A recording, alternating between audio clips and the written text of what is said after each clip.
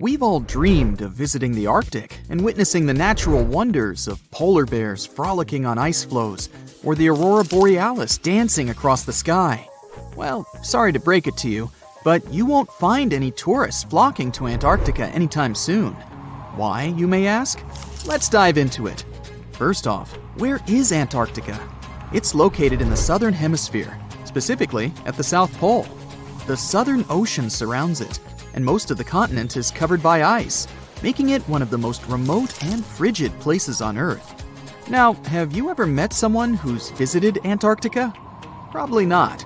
It's one of the least visited places on the planet, and only a handful of lucky explorers have seen its interior, which is mostly made up of glaciers and ice fields. But trust me when I say the wildlife and scenery are out of this world. Why shouldn't you travel to Antarctica?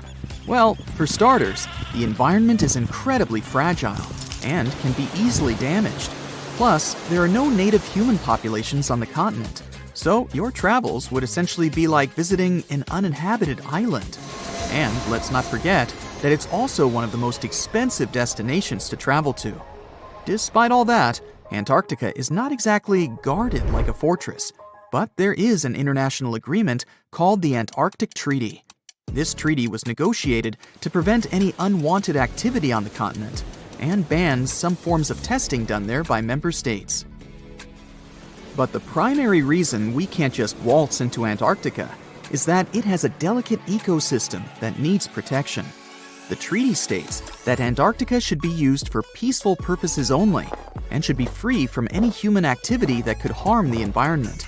Scientists are still learning about the continent's unique ecosystem, and our activity and machines could disrupt the delicate balance that exists there. If you're still itching to go to Antarctica, getting permission isn't exactly a walk in the park. U.S. citizens, for example, need to complete a special form and send it to the Office of Ocean and Polar Affairs.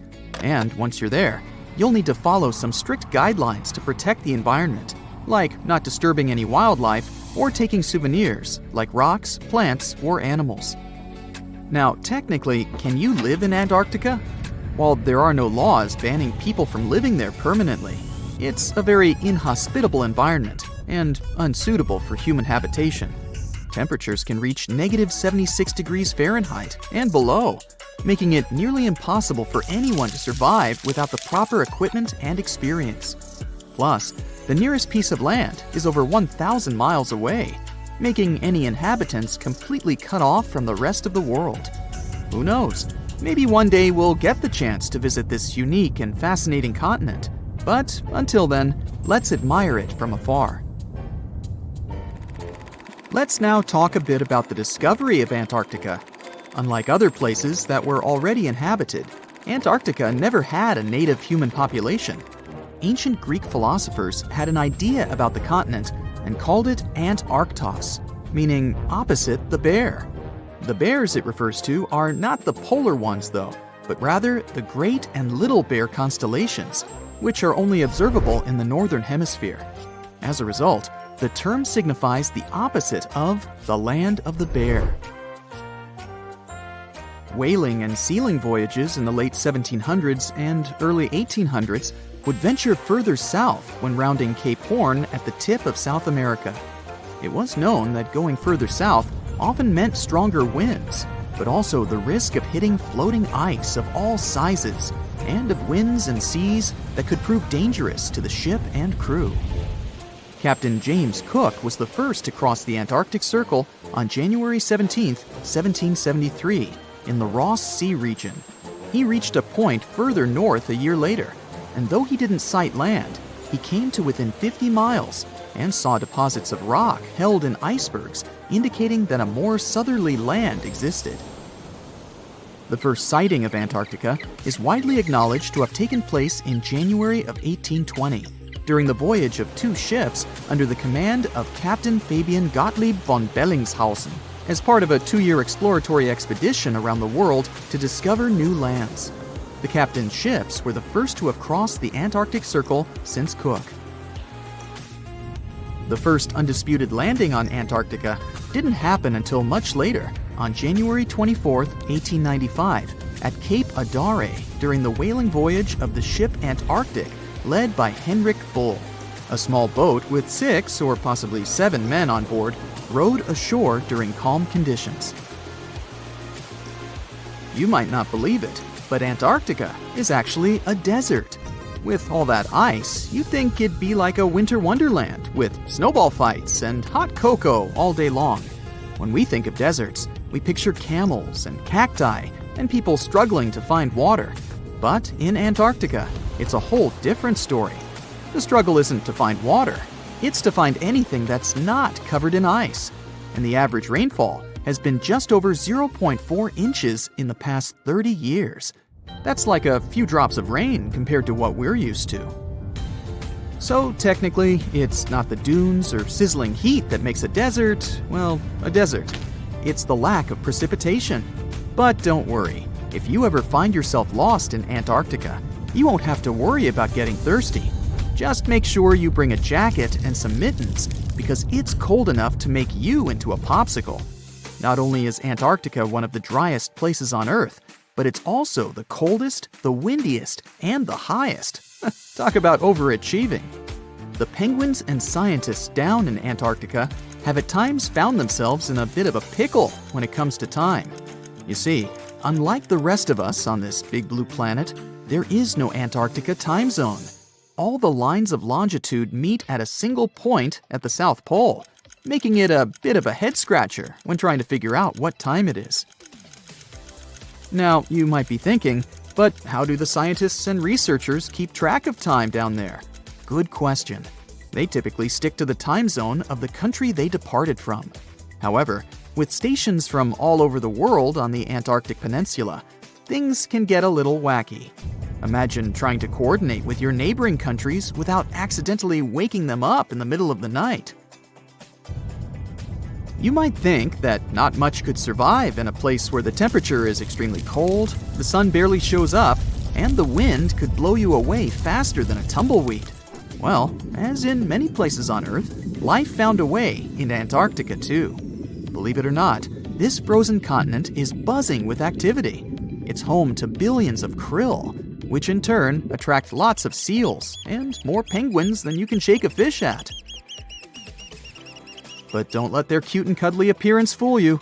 Penguins are the ultimate swimmers, with streamlined bodies that would make Olympic medal winners jealous. They come ashore to breed and chill, but their real talent is stealing pebbles from each other and forming mathematically precise huddles to stay warm. Antarctica is also home to the largest species of penguin on Earth. It's called the emperor penguin. Sure, these creatures are flightless birds, but that doesn't mean they can't jump. In fact, some of them can leap up to 120 inches. And let's not forget about the seals. With their furry bodies and special songs, these marine mammals are protected by the Antarctic Treaty, and they're thriving in the cool waters of the Southern Ocean too. But the real stars of the show are the whales. During the Antarctic summer, these huge creatures show up in droves to chow down on the abundant krill. It's indeed like a whale buffet down there. You're going to Ilha de Queimada Grande, one of the most dangerous islands in the world. There, you find yourself among rainforests, huge rocks, and grasslands. The place is home to birds, locusts, and giant cockroaches. But there's one more animal, and because of it, the island got its notorious reputation. Snakes live there, and a lot of them. So many that the place is also known as Snake Island. Will you survive there? Located just 20 miles away from the coast of Brazil, the island has an area of 43 hectares, or over 100 acres. It probably got cut off from the mainland after the last ice age. The snakes were also separated from most other animal species. They didn't have competitors and had an unlimited source of food.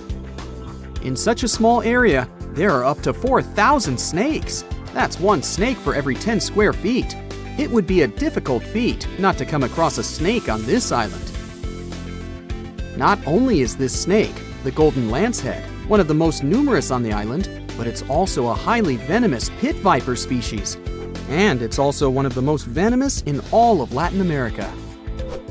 Its venom is so potent due to the isolation of the species, with only birds sharing the land with them. To catch these birds, the snake's venom needed to become extra strong. And indeed, since they got separated from their distant relatives, their venom has become up to 5 times more powerful. Most of the time, these snakes hide in the trees or amongst leaves on the ground. If you find yourself stranded here, you'll want to keep yourself a safe distance away. Snakes mainly use their sense of smell and rely on vibrations. If you get too close to one, either stand still or slowly walk away. If you make too many vibrations, this will make them feel threatened, causing them to strike. If you spot them a safe distance away, or if you're walking toward tall grass, stamp your feet a couple of times. This will notify snakes of your presence. They won't risk taking down prey larger than they are and will likely slither away. Carrying a stick is always a good idea, just in case you happen to come across a snake accidentally. This way, you'll have an extension of your arm that cannot be bitten. This simple thing might save your life. A stick with a V shape on the end will give you even more advantage. Even if a snake starts acting aggressively, holding it down will stop it in its tracks. But whatever happens, don't try to pick it up. Okay, but what if you get bitten? The chances are pretty high on this island, of course. First of all, don't try to get the venom out on your own. Make sure you call emergency services immediately. And once help is on the way, apply a wide bandage. A piece of clothing will do if you don't have anything else.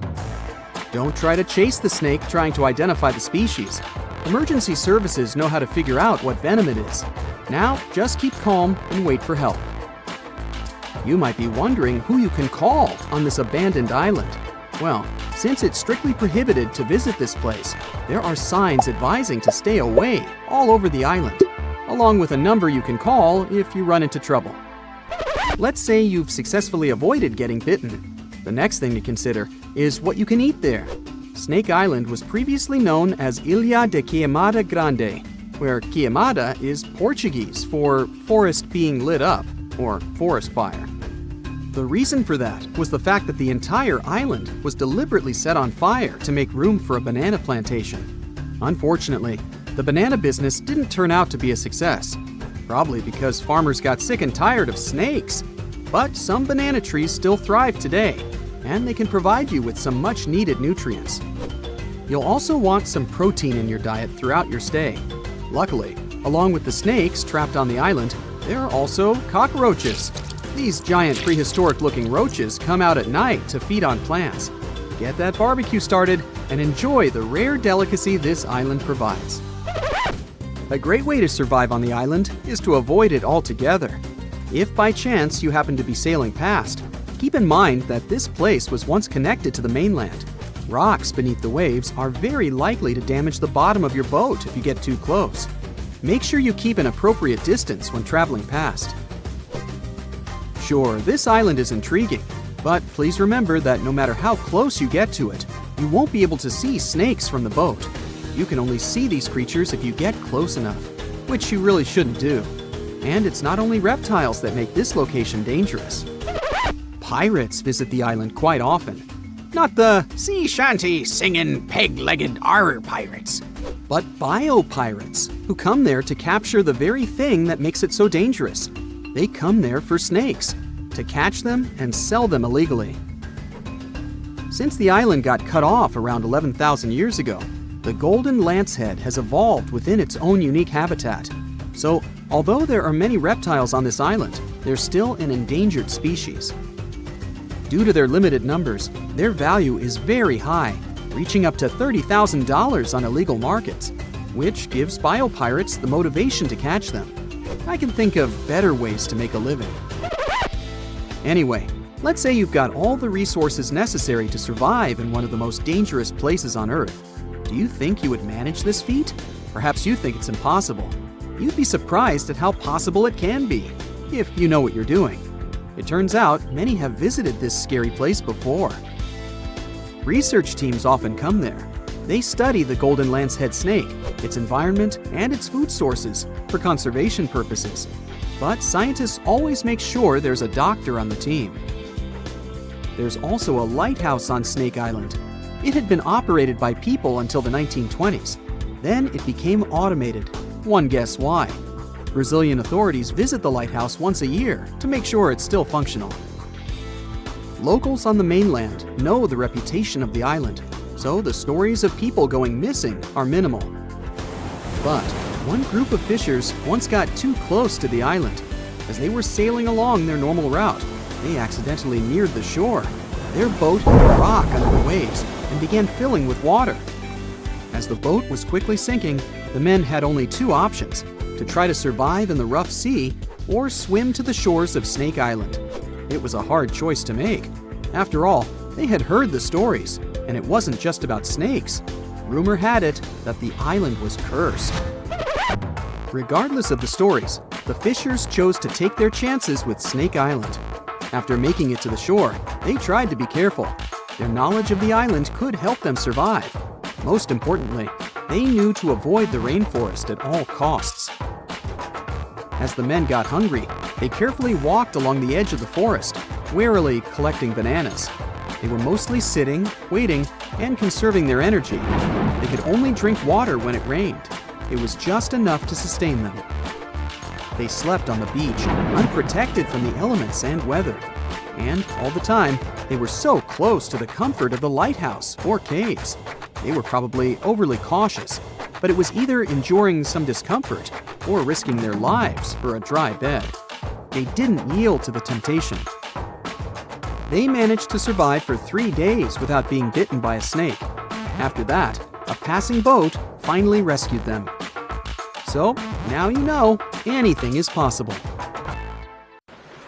Even in 2023, you can still find places where modern humans have never been. Imagine living on one of such isolated islands. You wouldn't know about modern civilization or have seen a person from the outside world. One such island is located in the Bay of Bengal in India. It's called North Sentinel Island, and getting there is strictly forbidden by law since the mid-20th century. Even if you try to reach there, the Indian Coast Guard won't allow it. But that's not the only hurdle you'll face. Say you have decided to reach this island in a small boat. The water is crystal clear, and you can see all sorts of fish swimming around as well as some gorgeous coral reefs. And then you see the island in the distance. It looks like a dream come true. But before you can even think about getting any closer, you notice some dots on the shore. Suddenly, something whizzes past you and lands in the water. Wait a minute, is that an arrow? Yep, and the next one hits the side of your boat. Looks like someone on the island really doesn't want visitors. Turns out the dots on the shore are people, the local Sentinelese tribe, armed with spears and bows. They start shouting something at you in a language you can't understand, but their gestures imply that you should leave immediately. If that wasn't clear enough, they throw spears and shoot arrows at you. Yeah, that's definitely a clue you're not welcome here. It's not just you they're aggressive towards, though. They're known for guarding their island fiercely and don't want anyone else to come in. Even helicopters can be attacked when they fly too close. That's why the authorities have made it illegal to visit the island. It's not just to keep tourists safe, but also to protect the islanders themselves. The Sentinelese people have lived in isolation for thousands of years, and they have no immunity to modern diseases. Even a simple cold could wipe them out. Despite the risks, some people have tried to make contact with the Sentinelese tribe. They want to befriend them and learn about their way of life. And in some cases, they have succeeded, but it's definitely not recommended. You never know how the locals will react. Interestingly, North Sentinel Island was visited by an officer named Maurice Vidal Portman in 1880. He found that the island was surrounded by coral reefs and limestone, and had fertile soil perfect for growing coconut palms. He spotted several villages on the island, but didn't approach the locals or explore the island further. Maybe he sensed that it was best to leave this paradise alone. In the past, researchers have attempted to establish friendly relationships with them by offering them fish as gifts, which the locals accepted, but still refused to allow any visitors to approach their home. Despite their complicated language, modern people were able to communicate with the islanders over several decades, and in 1991, one of the locals approached the boat that was carrying the gifts for the tribe and accepted them. In the same year, a group of locals even boarded the boat and took a bag of coconuts brought to them by a team of anthropologists. This was one of the last positive interactions with the tribe, as India's government has prohibited any interaction with the Sentinelese for their safety. There is another beautiful island located 25 miles off the coast of Brazil. which has a lighthouse that serves as evidence of modern humans' presence. However, there are no people on the island, and the Coast Guard occasionally check the lighthouse to ensure that no strangers have visited the place. People are not allowed to visit this island for their own good since it can be dangerous. So, what's wrong with Snake Island? The name will give you a hint. It's got like 4,000 snakes all over the place. Basically, one every 10 square feet. They slither on the ground and hang from the trees. And these are not just any snakes, but some of the most venomous in the world. They're called golden lanceheads, and they only live on this island. The snakes are so savage that they specialize on hunting birds that come here to rest during their long flights. The island used to be connected to Brazil, but it got separated by the sea about 10,000 years ago, and since then these snakes have ruled the roost. They're the kings of the island, and they have no predators to fear, but they don't have a lot of food options either, so they evolved to have super venomous bites to take down their prey easily. Anyway, enough about snakes. Let me tell you about another creepy island in Mexico. It is located in one of the canals in the area called Xochimilco, just 11 miles away from Mexico City. It's not forbidden to visit or anything, but it's pretty scary anyway. So have you heard of the Island of the Dolls? It's a creepy place filled with dolls hanging from trees and buildings. A guy in the 50s moved here alone from Mexico City and started hanging them up, and continued to do so for decades, making the place look like a haunted doll graveyard. But wait, it gets even creepier. The dolls have deteriorated over time, covered in moss and turned green. Some say they come to life at night. If that doesn't give you the heebie-jeebies, I don't know what will. Now let me tell you about Bouvet Island, one of the most mysterious places on Earth. It's located in the South Atlantic Ocean, 1,600 miles away from South Africa and 1,100 miles from Antarctica. It's super difficult to reach, and normally you can only do so from large ships passing by. The island is almost entirely covered by a glacier, and at its center, there is a volcanic crater. The only inhabitants of this place are penguins and seals. It's a perfect location for someone who wants to be alone, away from civilization. It was discovered in 1739 by a French explorer, but they didn't write down the location, so for almost 70 years nobody knew where it was. In the early 19th century, it was rediscovered, but it wasn't until 1927 that someone actually set foot on its shores. Fast forward to the mid-20th century, and some people decide to build a weather station there. When they arrived, they found something super weird, an empty lifeboat just chilling in a lagoon with a bunch of seals. It was in good shape, and there were oars and a buoyancy tank nearby. There weren't any markings or signs of who it belonged to, but it seemed like whoever had been on it had escaped from a wrecked ship. Strange thing though, there were no footprints or signs of people on the island, so where did the sailors go? Nobody knows. Let's finish with a completely safe and cute island in the Bahamas called Pig Beach. It's not the official name of the place, but everyone calls it this way because the island is home to lots of pigs. They spend their days swimming, sunbathing on the beach, exploring the jungle, and begging tourists for food. What's really cool is that you can stay at a hotel on a nearby island and take a boat to visit the pigs. They're super friendly and love attention, especially when there's food involved. And thanks to the kindness of tourists and locals, these cute little pink and brown piglets are able to survive on the island. No one knows for sure how the pigs ended up on the island. According to legend, they survived a shipwreck and swam to safety on Pig Beach. There are also a few cats and goats on the island, which adds to the Animal Farm vibes it's giving out. So if you're looking for a unique and adorable experience, Pig Beach is definitely worth a visit. Just remember to bring some snacks for the piggies. Welcome to the spooktacular tale of the John Lawson House in New Hamburg, just 80 miles north of New York City. This 150-year-old home is known for its creepy mannequins that used to magically change outfits and poses on the front porch. Some say these mannequins were haunted by spirits from tragic events that happened nearby in the 19th century. Back in the day, the Lawson family built this historic home in a bustling Riverport village. Tragedy struck when a train accident and a destructive fire occurred near the house in the 1870s, causing chaos and taking many lives. The mysterious mannequins appeared without explanation dressed in old-timey clothes and accessories. The homeowner was unknown when that creepy stuff was first noticed. Sometimes, mannequins would hold something in their hands, like books. Also, it seemed like those spine-chilling figures didn't fancy bad weather. They would vanish during storms and even face the sight of the lethal train accident. But suddenly, in 2016, the mannequins vanished without a trace, leaving behind a mystery that still haunts the John Lawson house to this day. Will they ever return? Only time will tell. Venice, the one in Italy, not a neighborhood in California, may be considered the city of love and all, but Poveglia Island has a fishy reputation.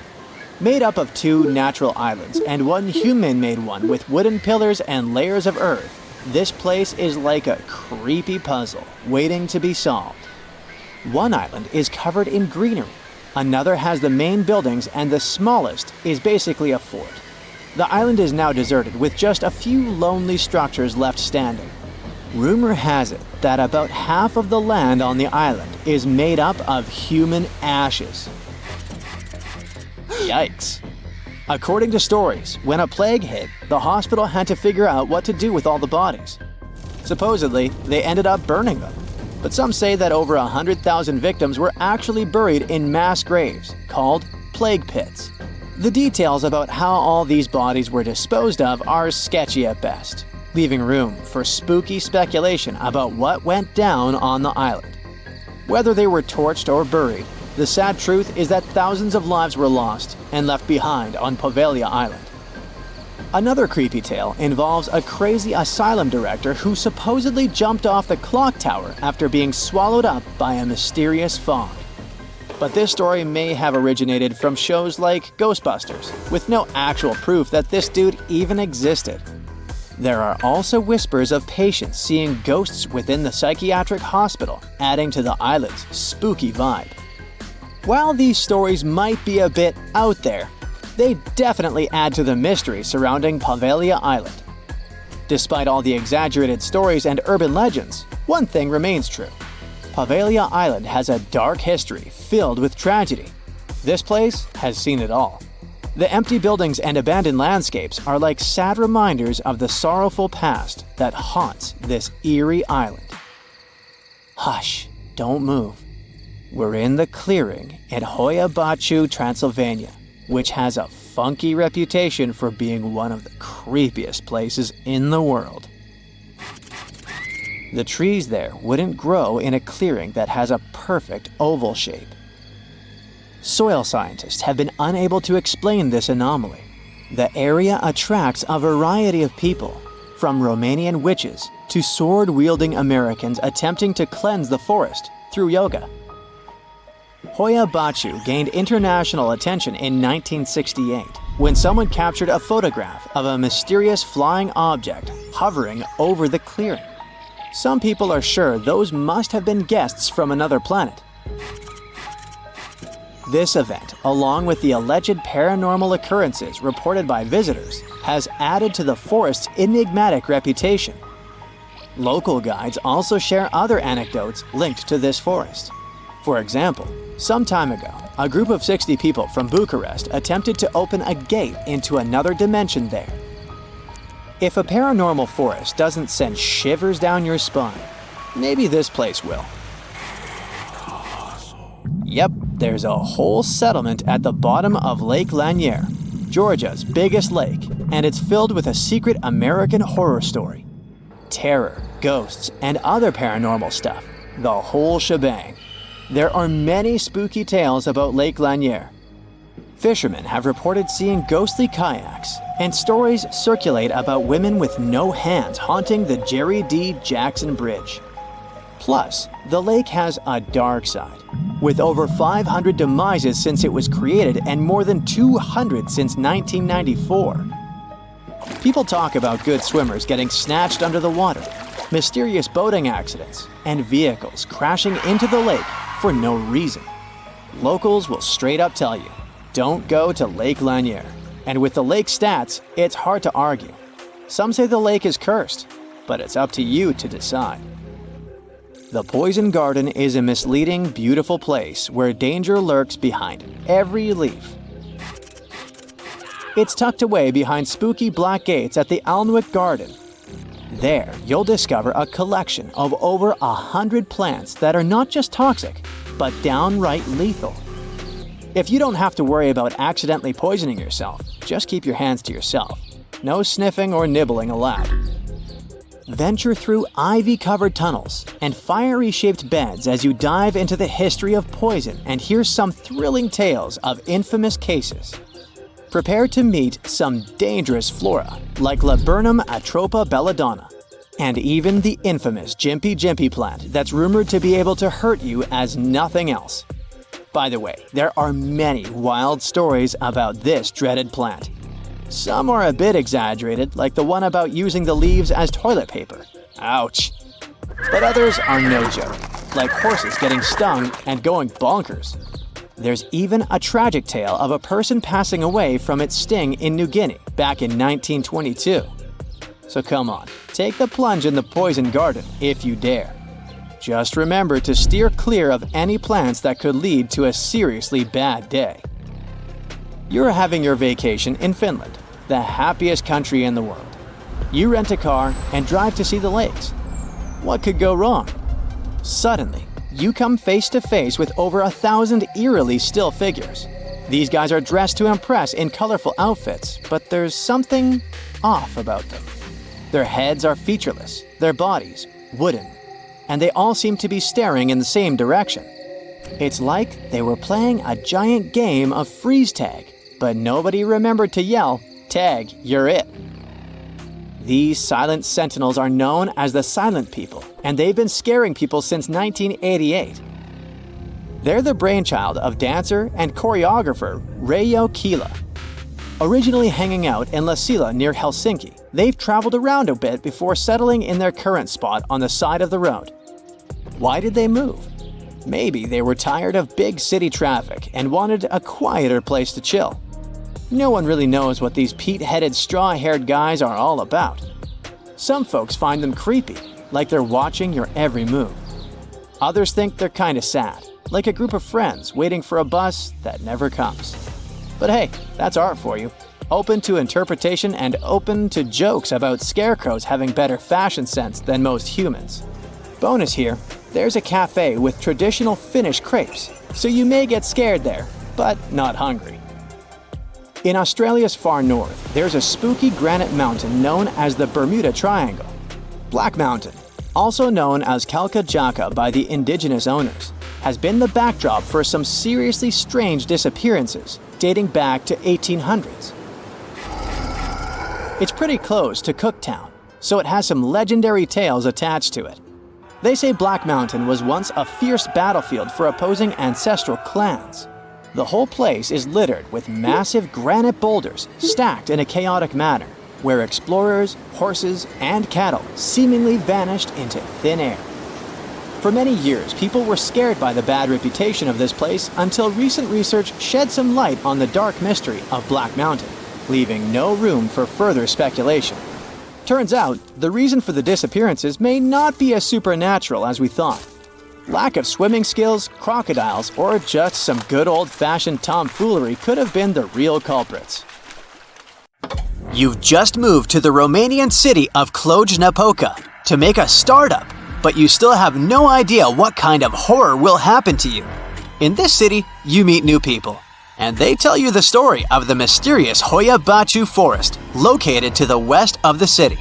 They say it's the country's scariest place, and locals call it the Bermuda Triangle of Transylvania. After the meeting, you decide to check out of this place.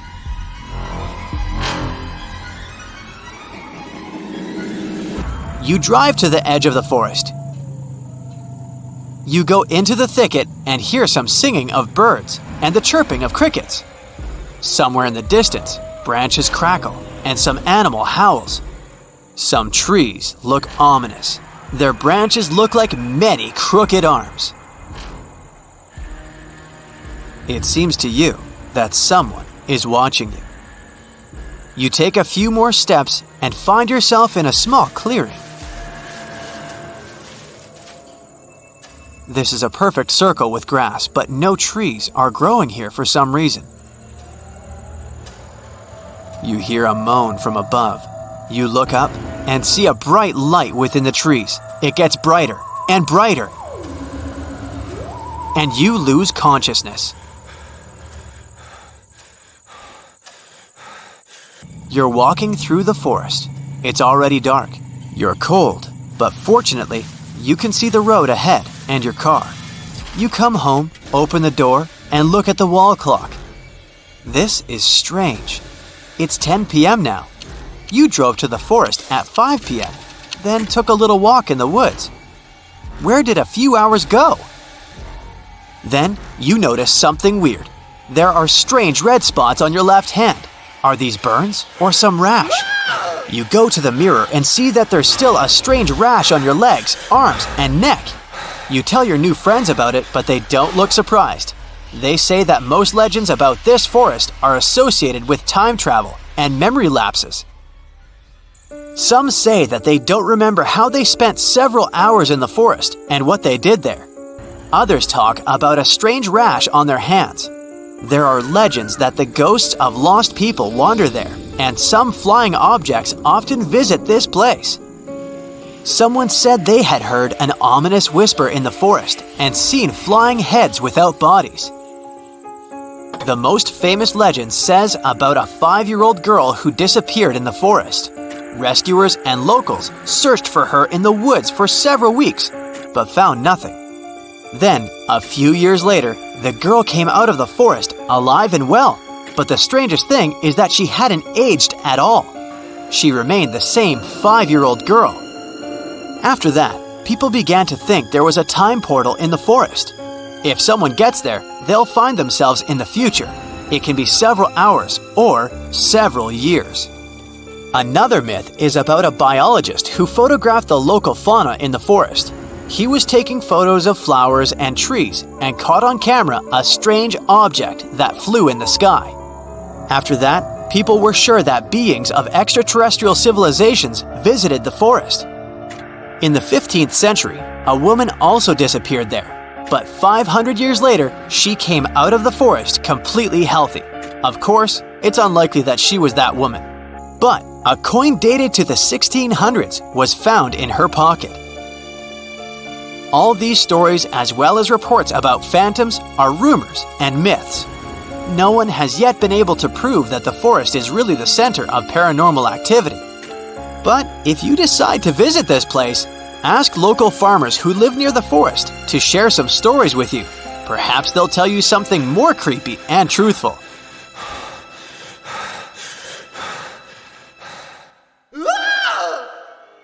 But this forest is really scary. You may feel anxious and inexplicable panic.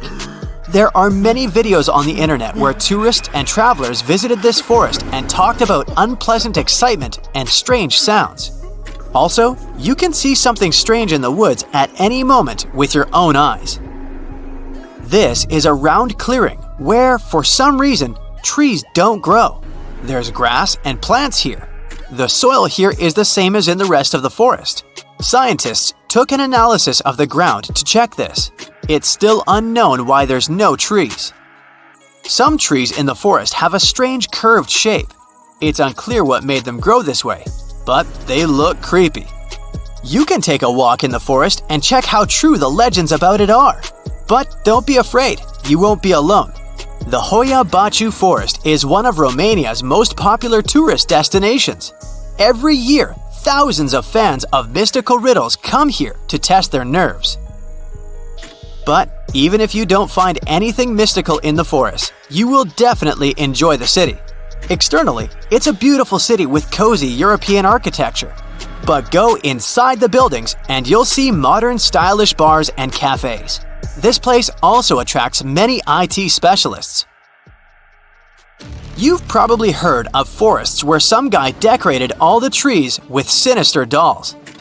But all this will seem like fun toys compared to what one guy found in County Park in Huntington, New York. He was walking in the forest and came to a small clearing. There, many trees had attached photos with images of people who were missing. just a person's face with his name, date, and place of disappearance. The guy recorded this place on video and posted it on the internet. The video became popular on Reddit. Its users discovered that all these people from photos went missing in different states. None of them were found alive.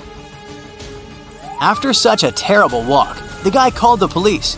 Soon, they found out that one local hung these photos on trees during a Halloween party. At the request of the police, he removed all the pictures. The case was closed. Imagine, you're lost in the woods. You've been walking in the forest for several hours. You tie your scarf to a tree branch and walk further along the narrow path. Half an hour later, you come to the tree with the scarf. You've never turned left or right. But why are you walking in circles then? The answer is a round forest. There's nothing mystical here, but it still attracts the attention of many tourists. The forest grows in the south of Japan. If you look at it from a bird's eye view, you'll see that trees grow in a circle, forming several layers. The closer to the center of this circle, the closer the trees are placed to each other. It resembles mysterious circular patterns in fields worldwide, but there's nothing fantastic here. No spaceships from another planet, and no natural anomaly made this, but people. In 1973, people planted trees in the shape of 10 concentric circles. It was an experiment that showed how cedars would grow in such unusual conditions. The trees began to grow in a convex shape, symmetrically fanning out. This proved that the size of the gaps between the trees affects their growth. Initially, according to the plan, people had to cut down trees. But the place became popular among tourists. Its photo quickly spread throughout the internet, so people decided to leave it untouched. You can also visit this forest and take beautiful drone shots. In 1994, the Sherman family bought a small ranch in the state of Utah, 150 miles southeast of Salt Lake City. A spacious house, beautiful nature, a starry sky. One night, Terry Sherman heard a strange noise coming from the outside. He went out of the house and saw a huge wolf. He had never seen a wolf of this size. Terry chased the animal away and ran after it, but the wolf's tracks were lost. It was as if it had disappeared into thin air. This was just one of the many creepy and strange cases that occurred at Skinwalker Ranch. The land where the farm is located used to be inhabited by the Ute people. In the past, they clashed with the Navajo, who, according to legend, sent skinwalkers on them. According to locals, a skinwalker is an evil witch who can take the form of any animal or human. There are rumors that skinwalkers still wander in this area. Perhaps the Sherman family saw one of them, but it's not that important. The fact is that the appearance of the huge wolf was just the beginning. Over the next 2 years, the family reported strange flashes of light, mysterious objects in the sky, crop circles, and mysterious voices that seemed to hover overhead. But the worst thing was the damage to livestock. The Sherman family, fortunately, acted contrary to all the cliches of horror movies. In 1996, they sold the cottage to Robert Bigelow, a man who had a lot of money and was interested in buying this particular ranch. But why? Because Robert Bigelow was a fan of strange, unusual phenomena. He founded the National Institute for Discovery Science, or NIDSI, and the area where Skinwalker Ranch is located had been the center of attraction for creepy things. Since the 1950s, there have been hundreds of reports of mysterious objects in the sky in this region. And no, those are not your typical round flying saucers. People talked about different bright lights that took the form of doorways or portals. So, Robert Bigelow and his NIDSI reported on glowing figures and animal diseases. But over the years of research, they could not provide any reliable evidence of the existence of something extraordinary. People saw all those strange phenomena, but their equipment didn't catch anything. So it all looked like a big hoax. But in 2016, something interesting happened. Skinwalker Ranch was sold to an anonymous buyer. 4 years later, the new owner did something no one had done before. Now imagine how cool it would be if all the strange phenomena were recorded not on old video cameras with poor quality, but on cool equipment with high-resolution video recording, powerful microphones, thermal imagers, and sensors. And what if you could also watch a live broadcast using this equipment? Well, that's exactly what the new rancher did. His name is Brandon Fugal, a real estate mogul from Utah. He not only bought the ranch, but also signed a contract with the History Channel to create a show, The Secret of Skinwalker Ranch. The point of this project is to apply a scientific approach to unexplained phenomena. To do this, he turned the ranch into a big reality show that's been running for 5 years. The first thing Brandon Fugal stated was that there would be no falsifications, fakes, or computer graphics. No show exploring strange phenomena can compare with this one in terms of realism and authenticity. Fugal uses thermographic imaging systems, plane transponder data receivers, magnetometers, special cameras that detect infrared radiation and convert it to images, and other complicated scientific equipment. He shares all the data with the audience and allows the most devoted fans of the show to monitor 50 cameras with microphones installed throughout the territory live at any moment. For money, of course. Membership in the Skinwalker Ranch Insiders program starts at $8 per month. During the entire existence of the show, more than 10,000 people have signed up. Participants can not only watch the ranch through cameras, but also rotate them and zoom in and out. In addition to cameras and thermal imagers, Fugal launched special lasers into the sky that reflect off any surface. If the sky is clear, the lasers go far up. If there's an object, the lasers reflect off it. In one of the episodes, they used this equipment to detect something flying and invisible. Fugal also said that he had seen strange flying objects with his own eyes. Skinwalker Ranch turned out to be a real twilight zone for him. Now one day, the camera footage showed one of the doors slam shut. Just like that, without any wind. Other terrible phenomena are connected with livestock. Animals often get hurt, and many of them simply don't survive. And there are loads of such strange, unexplained cases.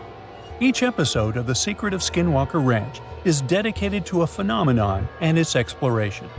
But has expensive equipment helped to unravel any secrets or prove the existence of extraterrestrial or mystical forces?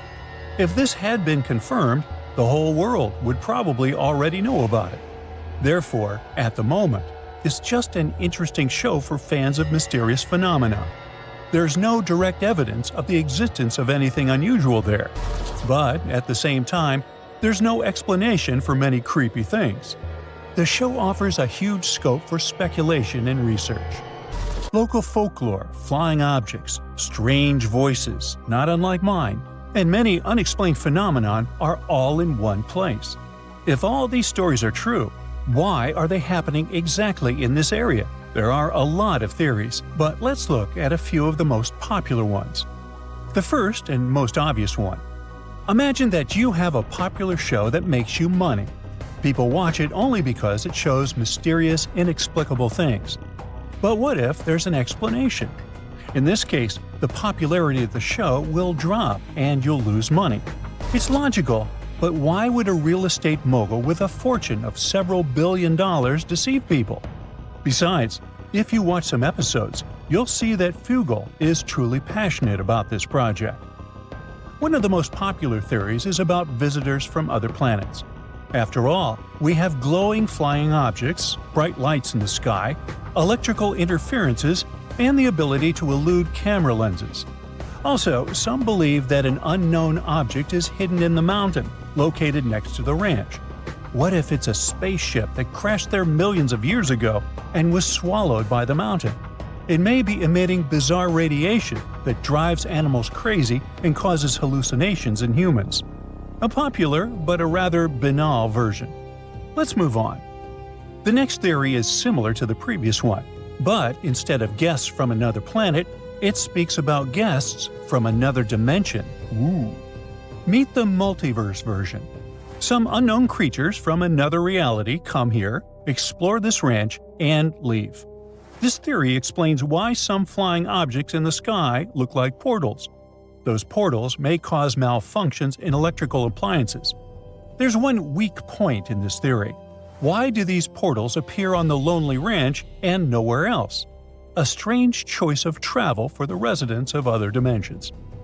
Now, the most likely theory belongs to a neuroscientist who claims that all the oddities on the ranch are connected to the geophysical force of the planet. Seismic activity, geomagnetic fields, and shifts in tectonic plates can affect some parts of the human brain responsible for hallucinations.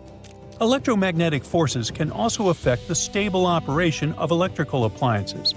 So, perhaps all the oddities of this place are the result of increased seismic activity. Glowing lights, giant wolves that leave no footprints, and voices in the air can be a massive hallucination. But if this is true, why doesn't anything similar happen in other places with seismic activity? This idea leads to another theory related to electromagnetic interference. This phenomenon incapacitates batteries, drones, microphones, video cameras, and other equipment. Perhaps it affects the human brain too. But what about those poor affected animals? There are still too many unanswered questions, so stay tuned.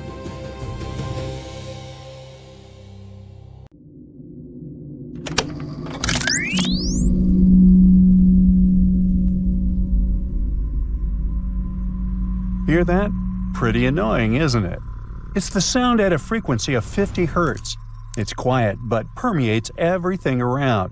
What if this hum followed you wherever you go throughout the day, week, month, around the clock? You can't sleep, you can't focus or study or work. You want to scream in frustration, but the sound continues to torment you. That would be awful. Unfortunately, this nightmare is a reality for the residents of the Scottish Isle of Lewis. Day and night, about 200 people go crazy over a strange low-frequency sound. They say it seems to be pulsating, causing headaches, dizziness, and the feeling of an existential crisis. And no one can find its source.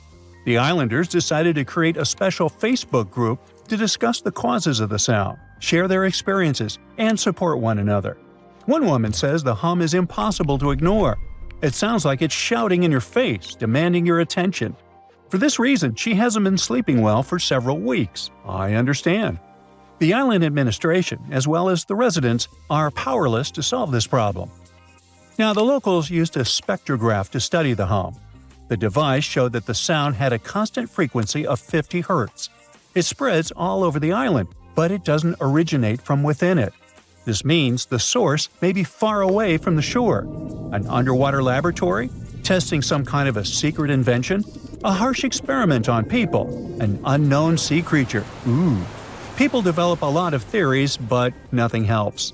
The country's top leadership may be aware of the nature of this sound, but they probably don't want to talk about it. It sounds like nonsense, but let's visit the small northern Irish town of Omagh. Its residents reported a constant buzzing that prevented them from sleeping.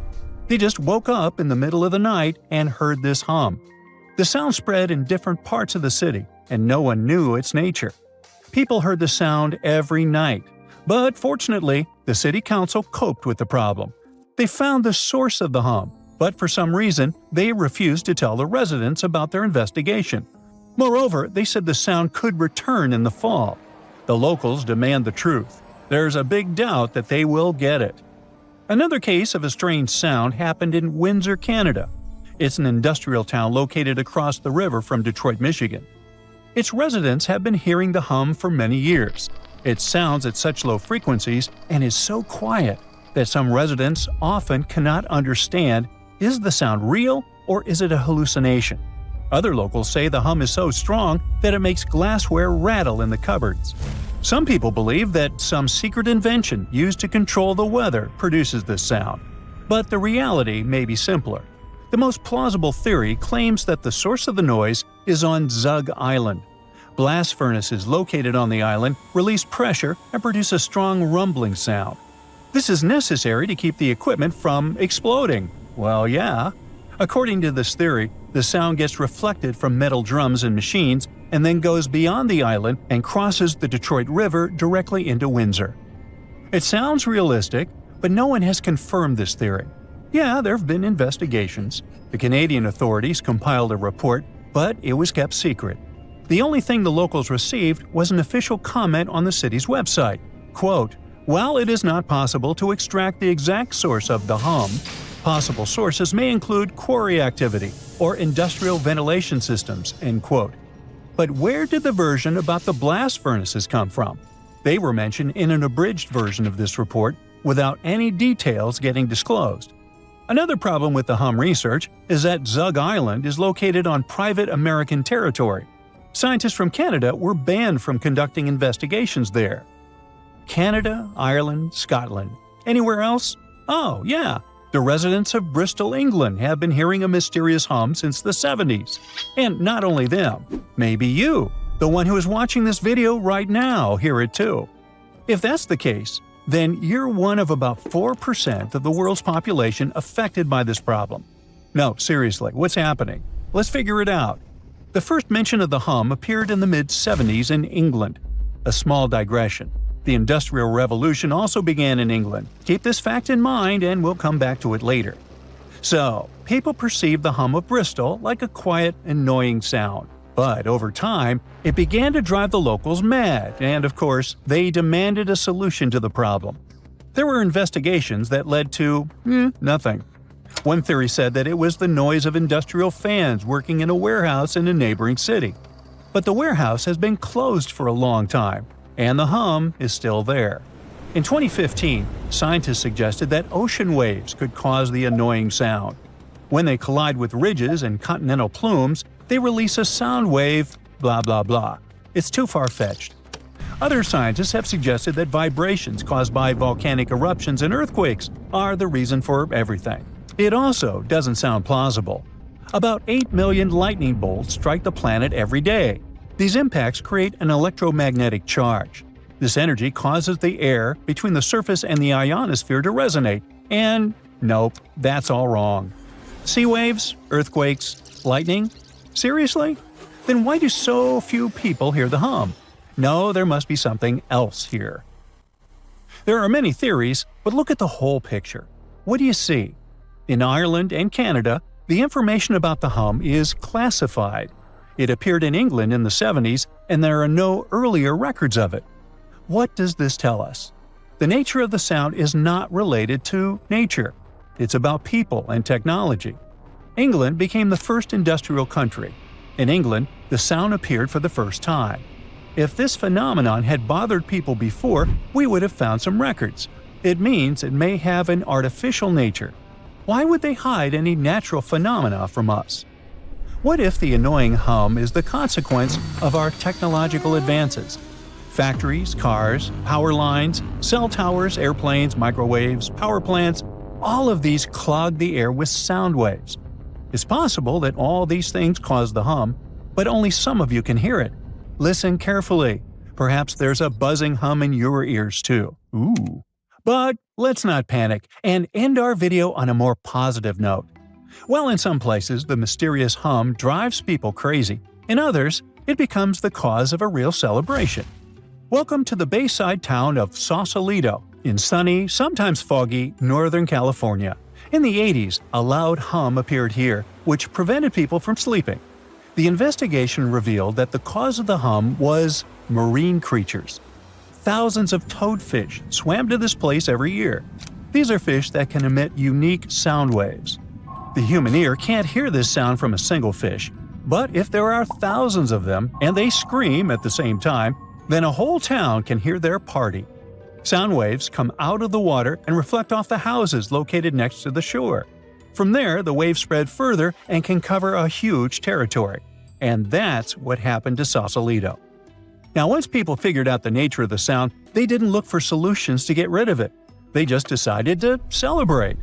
The locals created the annual Humming Toadfish Festival, where they had fun and imitated the sounds of the fish. They dressed up as toadfish, toads, and other creatures. Unfortunately, the festival ceased to exist in 1990 because toadfish stopped coming to the city. They went to another place and only occasionally appeared on the coast. So there. Stonehenge is famous, but it isn't the oldest UK monument of its kind in England. That title belongs to flagstones. a site that predates Stonehenge by about 200 years. In fact, it's possible that whoever built Stonehenge might have been copycats, or perhaps, as some prefer, inspired by flagstones. Let's start unraveling the mystery of flagstones by looking at its exact age. To crack this ancient puzzle, scientists turned to a powerful technique: radiocarbon dating prehistoric monuments. This method works on organic materials like wood, bone, or charcoal that are up to about 60,000 years old. Each of these materials contains something called carbon-14.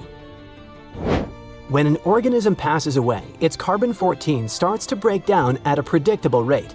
By measuring how much is left, scientists can estimate the age of these ancient objects. The method is really impressive, so it doesn't come as a surprise that the inventor of this method was awarded the Nobel Prize. Radiocarbon dating has revealed that people built flagstones around 3,200 BCE, making it older than even the earliest parts of Stonehenge. But the mystery of flagstones is just beginning to unfold. Flagstones is located in Dorset, in southwest England, about 37 miles away from Stonehenge. It was discovered in the 1980s when workers were building a new road. Archaeologists dug up a huge circular ditch about 330 feet wide, made with overlapping pits. Inside the pits, they found the remains of at least 7 people, a cremated adult, 3 young individuals, and 3 other adults whose bodies were partly cremated. This shows that people could have used the site as an ancient cremation burial site. Flagstones is basically a big, ancient circle that popped up right where early farming communities were spending their time. If you went there today, you wouldn't see any obvious walls or banks, but if you look inside the pits that make up the circle, you'll find chalk rubble from both sides. That's a clue that when people dug these pits, they used the dirt and chalk they took out to build up banks both inside and outside the circle. This special spot sits right in the middle of a whole bunch of other really old monuments and sites, which were built over thousands of years during the Neolithic and Bronze Ages. Experts have figured out the ages of some of these nearby places really well. For example, the ditch at Maiden Castle dates back to around 3,600 BCE, and the Big Henge at Mount Pleasant was built around 2,600 BCE. Today, half of Flagstones is under that road, and the other half is under an old historic house looked after by the National Trust. You can find objects from the site at the Dorset Museum. Because flagstones and early Stonehenge look so similar, with round enclosures, pits, and cremated burials, scientists used to think they appeared at the same time. But thanks to radiocarbon dating, we now know flagstones, this ancient cremation burial site, is the earliest big circular monument ever found in Britain. To figure out how old the site really is, researchers tested things like human bones, red deer antlers, and charcoal found there. One of the most puzzling discoveries was a young man who was buried under a huge sarsen stone in the middle of the circle. Someone left him there about 1,000 years after people used the site for the first time. This find just added to the mystery of flagstones. You're probably wondering about the flagstones versus Stonehenge comparison. Well, the latter is a mystery on its own, a big old circle of giant stones in the south of England. Those who made it didn't write anything down, so we don't know exactly what they were thinking. One old tale says that King Arthur's wizard, Merlin, used magic to move the stones from Ireland, where giants had put them together. Another story says that people from Denmark built it. Today, some people think extraterrestrial visitors made it. A man named John Aubrey started studying Stonehenge in the 1660s. He thought the Celts had built it for their priests, called Druids, but that turned out to be wrong. Radiocarbon dating of this prehistoric monument shows that its constructors built it in phases over several centuries. The construction started around 3,100 BCE and continued till around 1600 BCE. First, about 5,000 years ago, it was just a round ditch in the ground. Then people added wooden posts. Around 2600 BCE, they brought big blue stones from Wales. Later, they added sarsens, even bigger stones, each weighing as much as 5 elephants. They moved those stones from 19 miles away and placed them in a big circle with 5 tall stone arches shaped like a horseshoe. Experts think building Stonehenge took more than 20 million hours of hard work. And that's a lot of teamwork, strength, and planning for people who didn't even have machines. These days, there are a few different ideas about what Stonehenge was really used for. Some experts think it was a sacred place where people gathered for religious ceremonies. Others believe it was an early kind of science center used to study the sky and track time. Both groups notice that the stones at Stonehenge are lined up with the sun and moon. So people may have used the site to mark the changing seasons, especially during the summer and winter solstices. Some think it worked like a giant calendar, helping people figure out dates or predict things like solar eclipses.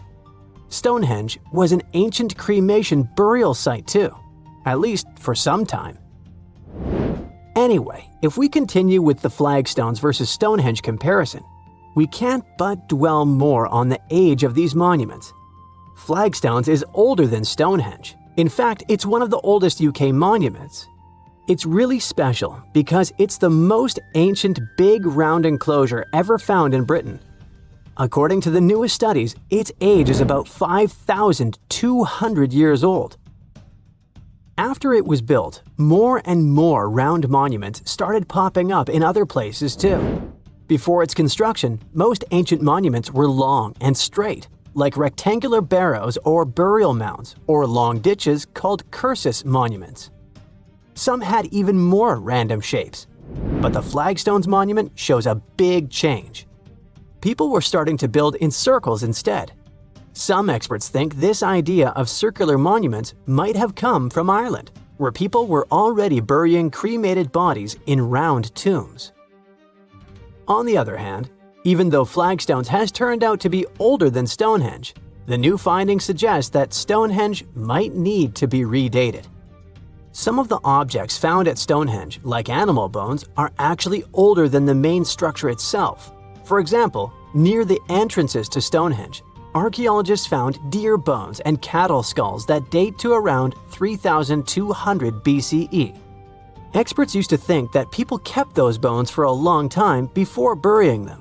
But it's possible there was an early version of Stonehenge made from overlapping pits that existed before the big circular ditch was built around 2,900 BCE. Now, could flagstones and Stonehenge have been part of a bigger shared tradition?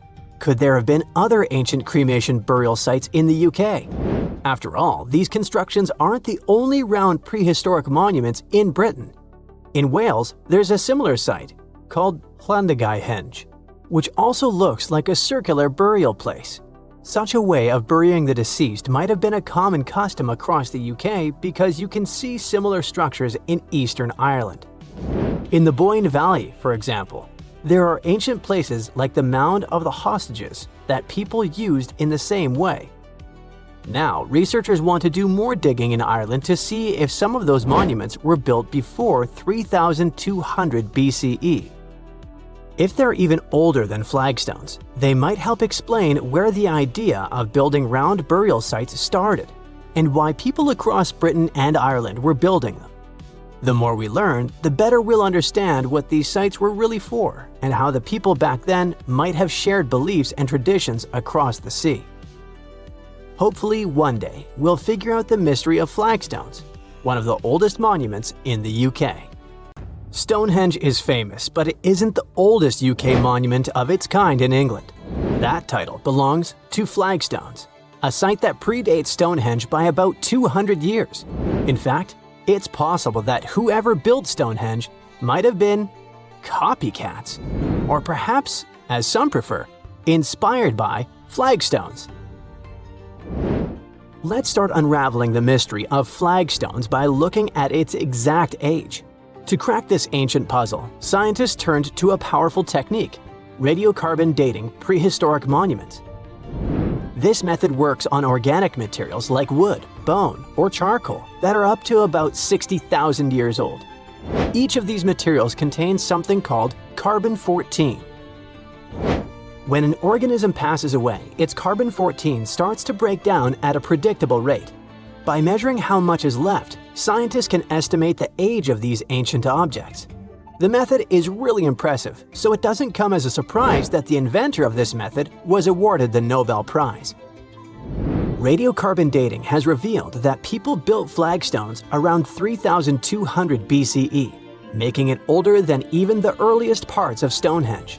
But the mystery of flagstones is just beginning to unfold. Flagstones is located in Dorset, in southwest England, about 37 miles away from Stonehenge. It was discovered in the 1980s when workers were building a new road. Archaeologists dug up a huge circular ditch about 330 feet wide, made with overlapping pits. Inside the pits, they found the remains of at least 7 people, a cremated adult, 3 young individuals, and 3 other adults whose bodies were partly cremated. This shows that people could have used the site as an ancient cremation burial site. Flagstones is basically a big, ancient circle that popped up right where early farming communities were spending their time. If you went there today, you wouldn't see any obvious walls or banks, but if you look inside the pits that make up the circle, you'll find chalk rubble from both sides. That's a clue that when people dug these pits, they used the dirt and chalk they took out to build up banks both inside and outside the circle. This special spot sits right in the middle of a whole bunch of other really old monuments and sites, which were built over thousands of years during the Neolithic and Bronze Ages. Experts have figured out the ages of some of these nearby places really well. For example, the ditch at Maiden Castle dates back to around 3600 BCE, and the Big Henge at Mount Pleasant was built around 2600 BCE.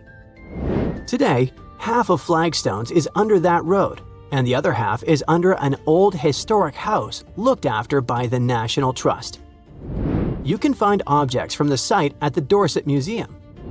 Because flagstones and early Stonehenge look so similar, with round enclosures, pits, and cremated burials, scientists used to think they appeared at the same time.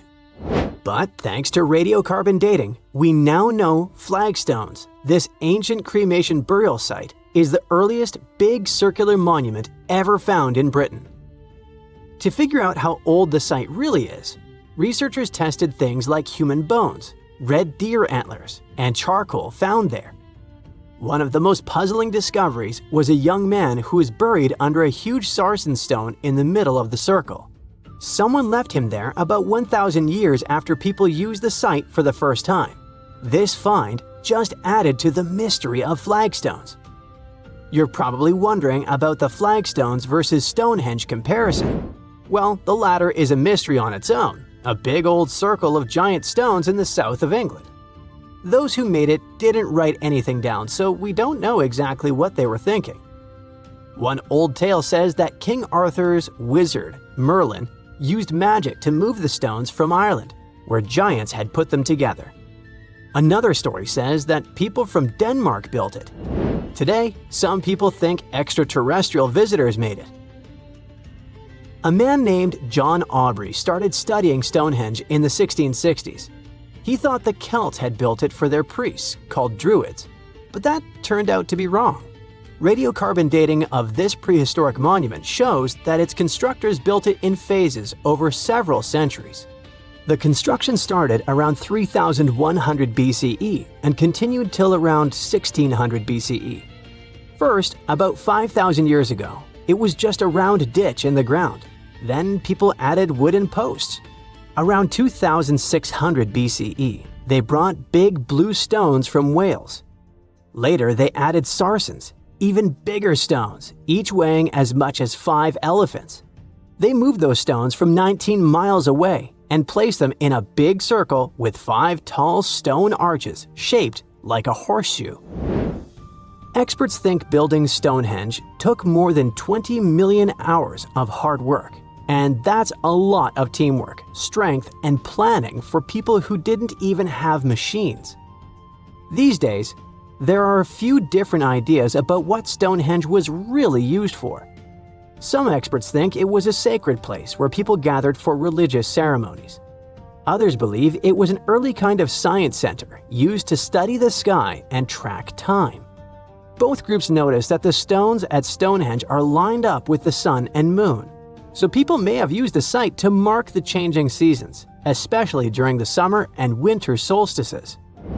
Some think it worked like a giant calendar, helping people figure out dates or predict things like solar eclipses. Stonehenge was an ancient cremation burial site too, at least for some time. Anyway, if we continue with the flagstones versus Stonehenge comparison, we can't but dwell more on the age of these monuments. Flagstones is older than Stonehenge. In fact, it's one of the oldest UK monuments. It's really special because it's the most ancient big round enclosure ever found in Britain. According to the newest studies, its age is about 5,200 years old. After it was built, more and more round monuments started popping up in other places too. Before its construction, most ancient monuments were long and straight, like rectangular barrows or burial mounds, or long ditches called cursus monuments. Some had even more random shapes, but the Flagstones monument shows a big change. People were starting to build in circles instead. Some experts think this idea of circular monuments might have come from Ireland, where people were already burying cremated bodies in round tombs. On the other hand, even though Flagstones has turned out to be older than Stonehenge, the new findings suggest that Stonehenge might need to be redated. Some of the objects found at Stonehenge, like animal bones, are actually older than the main structure itself. For example, near the entrances to Stonehenge, archaeologists found deer bones and cattle skulls that date to around 3,200 BCE. Experts used to think that people kept those bones for a long time before burying them. But it's possible there was an early version of Stonehenge made from overlapping pits that existed before the big circular ditch was built around 2,900 BCE. Now, could Flagstones and Stonehenge have been part of a bigger shared tradition? Could there have been other ancient cremation burial sites in the UK? After all, these constructions aren't the only round prehistoric monuments in Britain. In Wales, there's a similar site called Llandegau, which also looks like a circular burial place. Such a way of burying the deceased might have been a common custom across the UK because you can see similar structures in Eastern Ireland. In the Boyne Valley, for example, there are ancient places like the Mound of the Hostages that people used in the same way. Now, researchers want to do more digging in Ireland to see if some of those monuments were built before 3,200 BCE. If they're even older than flagstones, they might help explain where the idea of building round burial sites started and why people across Britain and Ireland were building them. The more we learn, the better we'll understand what these sites were really for and how the people back then might have shared beliefs and traditions across the sea. Hopefully, one day, we'll figure out the mystery of flagstones, one of the oldest monuments in the UK. Lake Michigan is one of the largest and most mysterious freshwater lakes in the United States. And now, deep inside it, scientists have stumbled upon something unexplainable: vast, round craters scattered all across the lake's floor. It all started in 2022. A team of researchers wanted to map the lake's bottom and look for some shipwrecks. At first, they were sure it's going to be just some typical rocky terrain or sandy patches. But what they saw on their sonar screens stopped them cold. Strange circular shapes that looked almost too perfect to be natural. They were hiding about 500 feet beneath the surface, in places where the water turns dark and impenetrable. Those guys are huge, ranging from 300 to 600 feet wide. They also plunge nearly 40 feet deep. And there are dozens of them, neatly arranged like some footprints. But the team had no idea what these things were. Then, in August 2024, the mystery only deepened. Using a remotely operated vehicle, they got a closer look at these formations. There were about 40 of them. No one had ever seen anything quite like this before in the Great Lakes. What could have created those craters? Could they be ancient? Perhaps remnants of some geological event lost to time? If that's the case, it's weird how long these holes have likely been sitting there, undisturbed. Theories started popping up. One possibility was that they could be sinkholes or dolines. Those are basically holes that suddenly appear in the ground when the surface layer collapses. The rock beneath the surface, often made of limestone, gets slowly dissolved by water over time, creating voids underground. When the surface of those voids can no longer hold its own weight, it caves in, and this forms a hole. Think of it like when you poke a straw through the lid of a drink. Sinkholes can be small dips or huge, spanning up to 2,000 feet. They can happen gradually or all at once. Sometimes they can swallow entire cars or even buildings. And Lake Michigan sits on limestone bedrock. It erodes pretty easily when water flows through it. Sinkholes like these have already been found in Lake Huron, and they look kinda similar. But there are some plot holes, no pun intended, with this theory. For example, it's wild how they all would be so huge. It's also weird and pretty rare for sinkholes to occur in a lake bed. They also kinda resemble a straight pattern. They seem to extend generally southward, forming a loose line, which is pretty weird. If these are sinkholes, then they're definitely not playing the usual geological rules. Though it might be some new, unusual process at play beneath the lake's surface that we haven't discovered yet. There's another theory though: glaciers. Glaciers are wild rivers of ice. They covered much of the Earth during the last ice age, and they're incredibly powerful. While they might move slowly, sometimes only a few inches per day, they have such immense weight that they can reshape entire landscapes over thousands of years. Glaciers can grind and scoop the land beneath them. They're basically like colossal bulldozers. Their weight, combined with the slow but steady movement, grounds down everything beneath them: rocks, soil, even bedrock. This can create deep gouges in the Earth's surface, called glacial troughs. During the last ice age, there were lots of glaciers all over the northern US, including the Great Lakes region. If they moved across what is now Lake Michigan, they could have carved out these deep holes. Glaciers often move in a pretty straight path. As they move, they cause terrain to erode, but the resulting erosion varies based on terrain. Sometimes there are places where the bedrock is softer or fractured, and these places are more easily carved and crushed by the glacier. That could explain why some holes could be bigger and deeper than others. Harder bedrock is less affected. But usually this leads to rounded, crescent-shaped depressions known as chatter marks. Those marks are more like grooves rather than circular, big craters like those in Lake Michigan. Once the glaciers melted, the Great Lakes themselves formed. If the craters were formed by them, they may have filled with water, becoming part of the Michigan Lake. Though this theory is more like a speculation, so we need more evidence. But there's another layer to this mystery. The craters are not just curious geological formations. They actually may hold valuable clues about early life on Earth. Parts of Lake Michigan, especially dark ones, are relatively low in oxygen.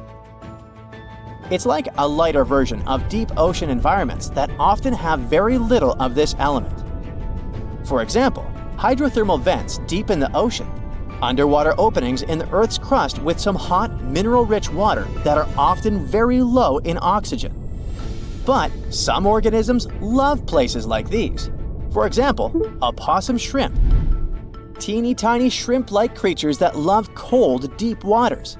They get their name because they have a pouch to carry their young until they're ready to be on their own, like an opossum. Or deep-water sculpin fish, small bottom-dwelling fish that also enjoys cold lakes. They're well adapted to living in dark waters and usually stay close to the lakebed. And weird organisms like invasive quagga mussels, which kinda look like shells. These are small freshwater mussels that have spread there to the Great Lakes. They attach themselves to hard surfaces and can cause problems for ecosystems by competing with native species for food and space. All these guys could be in Lake Michigan, and even more.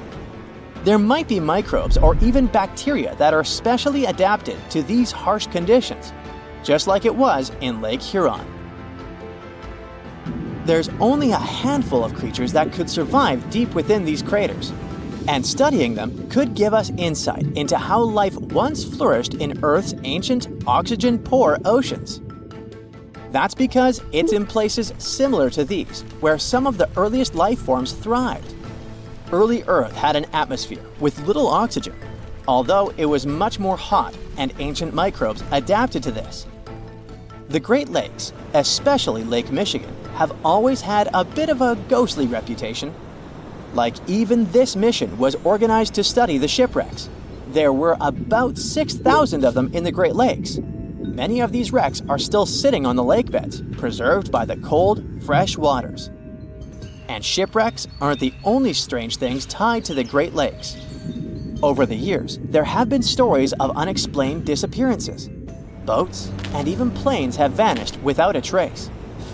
The lakes, often calm on the surface, can suddenly turn dangerous with unpredictable storms and massive waves, leading to these mysterious events. Not even mentioning all the creepy stuff people noticed there over the centuries, such as ghostly lights above water or bizarre weather patterns like eerie, sudden fogs that seem to appear out of nowhere. In 2007, they even discovered some prehistoric structure that looks like Stonehenge there. Well, it was way smaller, but still. It lay about 40 feet below the surface in the heart of Grand Traverse Bay, and it's speculated to be about 9,000 years old, way older than Stonehenge. Looks like this is a print of those who lived in the area thousands of years ago. These massive stones are arranged in a careful, winding pattern stretching over a mile. They range in size from basketballs to compact cars.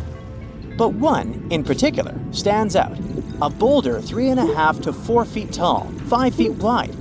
It's etched with the image of a mastodon, a creature that roamed the Earth about 11,000 years ago before it went extinct.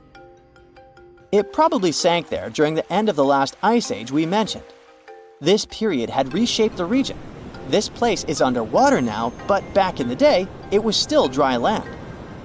So the stones were probably created by people who lived there, though we're not sure why.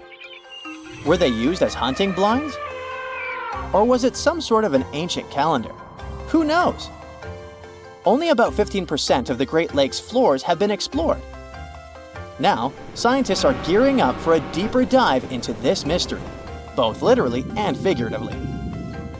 They want to analyze the lake beds surrounding the craters, hoping that maybe something in the environment around them might have caused them to appear. They have initiatives like Lakebed 2030. These missions should map the entire underwater landscape. This would help us learn tons of interesting stuff about Lake Michigan and our planet's past. Who knows what other secrets these dark waters hide? There are mysterious plasma bubbles floating around the pyramids of Giza. As bizarre as that might sound, let's get one thing clear right off the bat. There's nothing extraterrestrial going on here. Plasma bubbles are those weather anomalies that form in a layer of Earth's atmosphere called the ionosphere.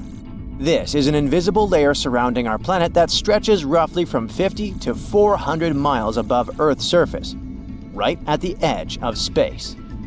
In this layer, the sun, being the giant hot power that it is, basically cooks gases, splitting them into electrically charged particles called plasma.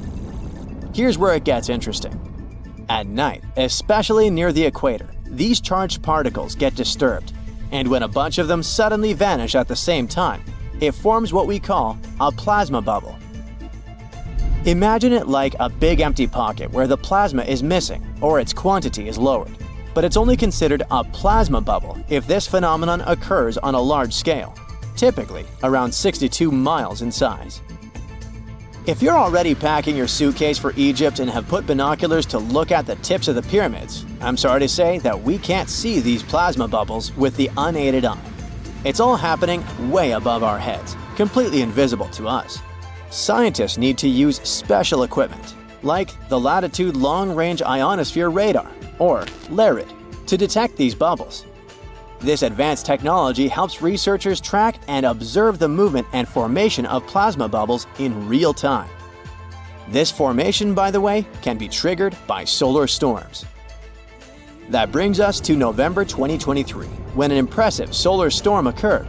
On a scale from 1 to 5, this one was classified as a G3, which is considered a strong event.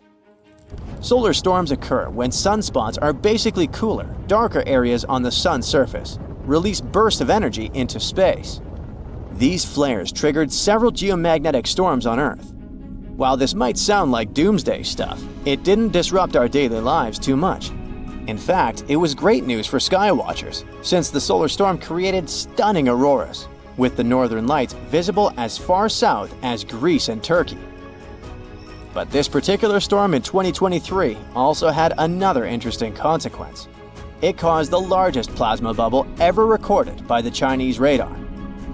This phenomenon was so massive that it covered regions as far apart as the Egyptian pyramids and the Midway Islands in the Pacific Ocean. Now that's a huge distance, and it is a big deal for science. And that's because plasma bubbles are a growing threat to modern technology. Experts say they can disrupt satellite communications and GPS systems. So if you're using Google Maps or Waze and suddenly it can't figure out where you are, a plasma bubble might be to blame. Great. We now know what's going on with those bubbles, detected above the pyramids of Giza.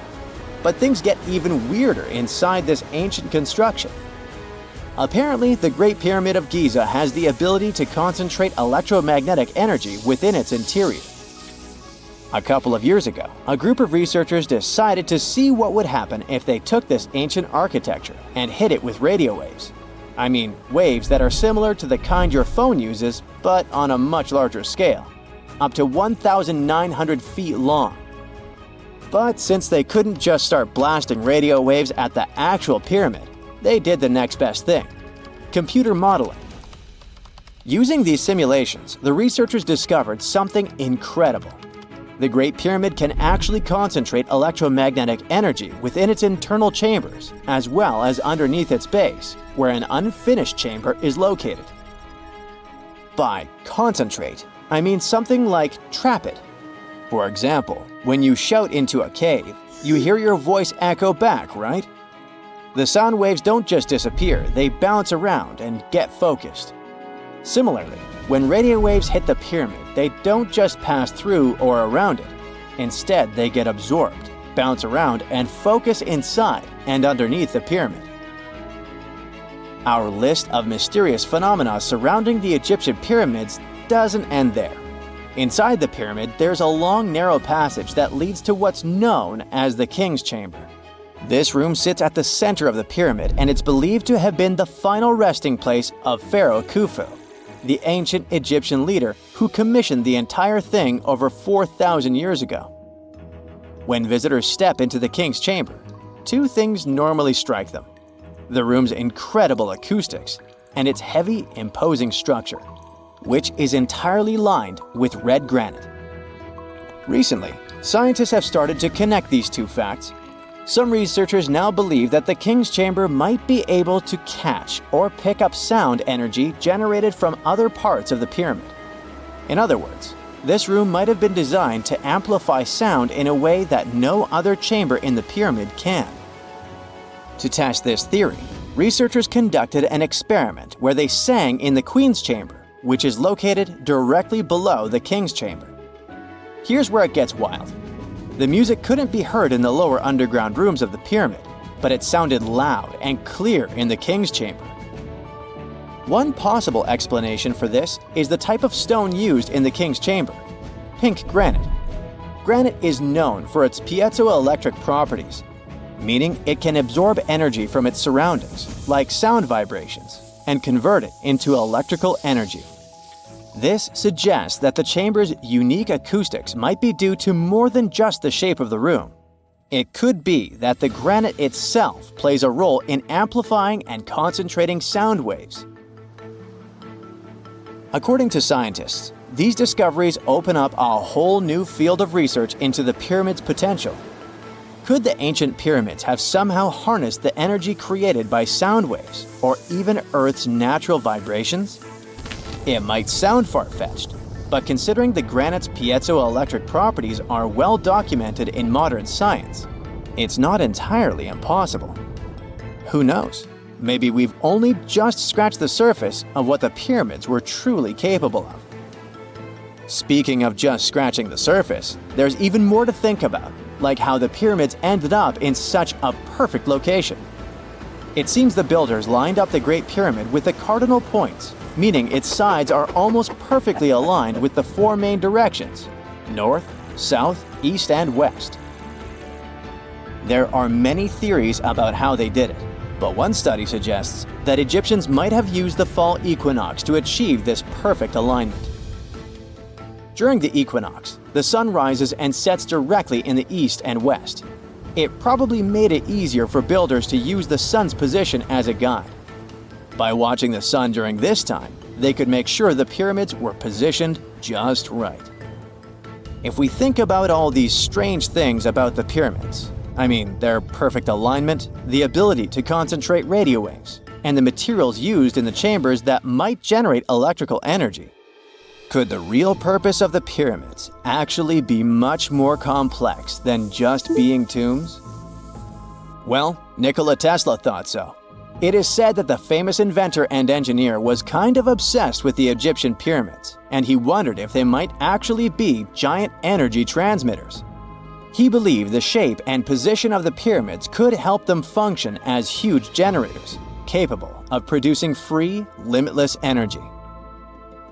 Some researchers agree with Tesla and believe that these massive monuments might have been designed as giant power plants.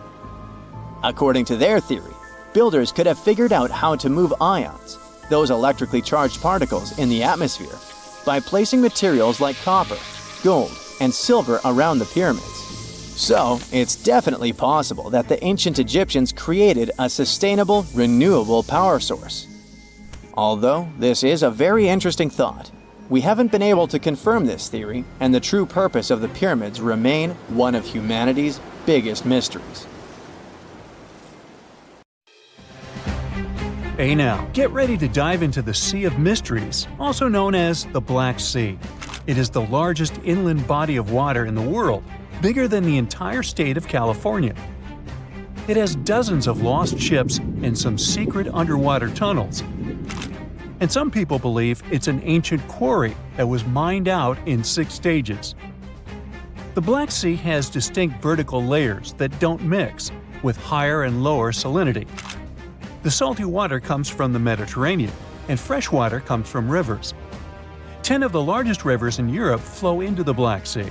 It receives more fresh water from the rivers and rainfall than it loses from evaporation. The extra water flows through the Bosphorus into the Marmara Sea. There are 2 flows going through the straits. The upper flow leaves the Black Sea and takes surface water out of it. The bottom flow carries salt water from the Mediterranean to the Black Sea. That's why the upper layers of the Black Sea are less dense than its saltier lower layers. The oxygen that comes from the atmosphere and photosynthesis stays in the surface layers.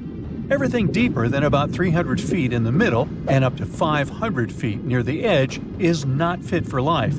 Only certain bacteria can survive in these conditions. Although there's no air deep down in the Black Sea, the upper layer is home to around 750 species of phytoplankton. Eggs and larvae of fish and invertebrates chill in coastal regions. There are also 180 fish species in the Black Sea, and some of them are valuable, such as horse mackerel, spiny dogfish, and sprat. The water level in the Black Sea is always the same because there are no high or low tides, so the sea is always calm, quiet, and serene on the surface. But it has one surprise feature: an underwater river.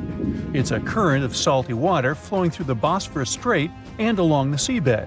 This amazing discovery was made by scientists from the University of Leeds and was announced in 2010. It's the first undersea river of its kind ever found. The river forms because salty water from the Mediterranean Sea spills through the Bosphorus Strait into the Black Sea, where the water is much less salty. The no-air zone of the sea is an ideal conservation chamber for what's hiding on its bottom. The Black Sea is like a treasure trove for shipwrecks, and we discovered it by accident. Some maritime archaeologists were studying sea levels to see how quickly the water levels rose after the last ice age, and they ran across over 40 previously unknown shipwrecks as a complete bonus. Researchers used 2 remotely operated vehicles to explore the seafloor and the wrecks. Thanks to it, we have a video and detailed 3D images of the ships that were stitched together from thousands of high-resolution photos. According to the New York Times, some of the standout discoveries among the 44 ships found include a medieval training vessel from the 13th or 14th century. Expedition members nicknamed another ship from the Ottoman Empire the Flower of the Black Sea for its beautiful petal carvings. The team also noticed unusual details on other ships, like coiled ropes, chisel marks, rudders, and other carvings. So far, they haven't announced any plans to excavate the shipwrecks, but the ships might be filled with historical treasures like books, parchments, and documents. It's worth a try to rescue them. The most extraordinary discovery in the Black Sea is what archaeologists believe to be the world's oldest intact shipwreck. It has been lying undisturbed for over 2,400 years. This ancient Greek vessel, 75 feet long, was found with its mast, rudders, and rowing benches all still in place, over a mile beneath the surface. Researchers believe the ship was a trading vessel, like those depicted on ancient Greek pottery, such as the Siren vase in the British Museum.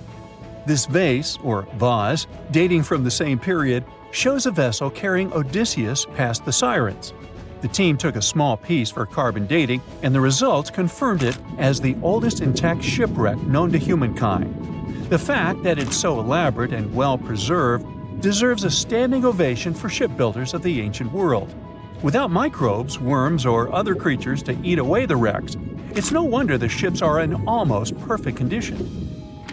If the Titanic had sunk in these waters, we would have found it in a much better state now, not being eaten by nasty underwater microorganisms. Now, there's an interesting theory called the Black Sea Deluge hypothesis, which suggests a huge flood happened around 7,500 years ago.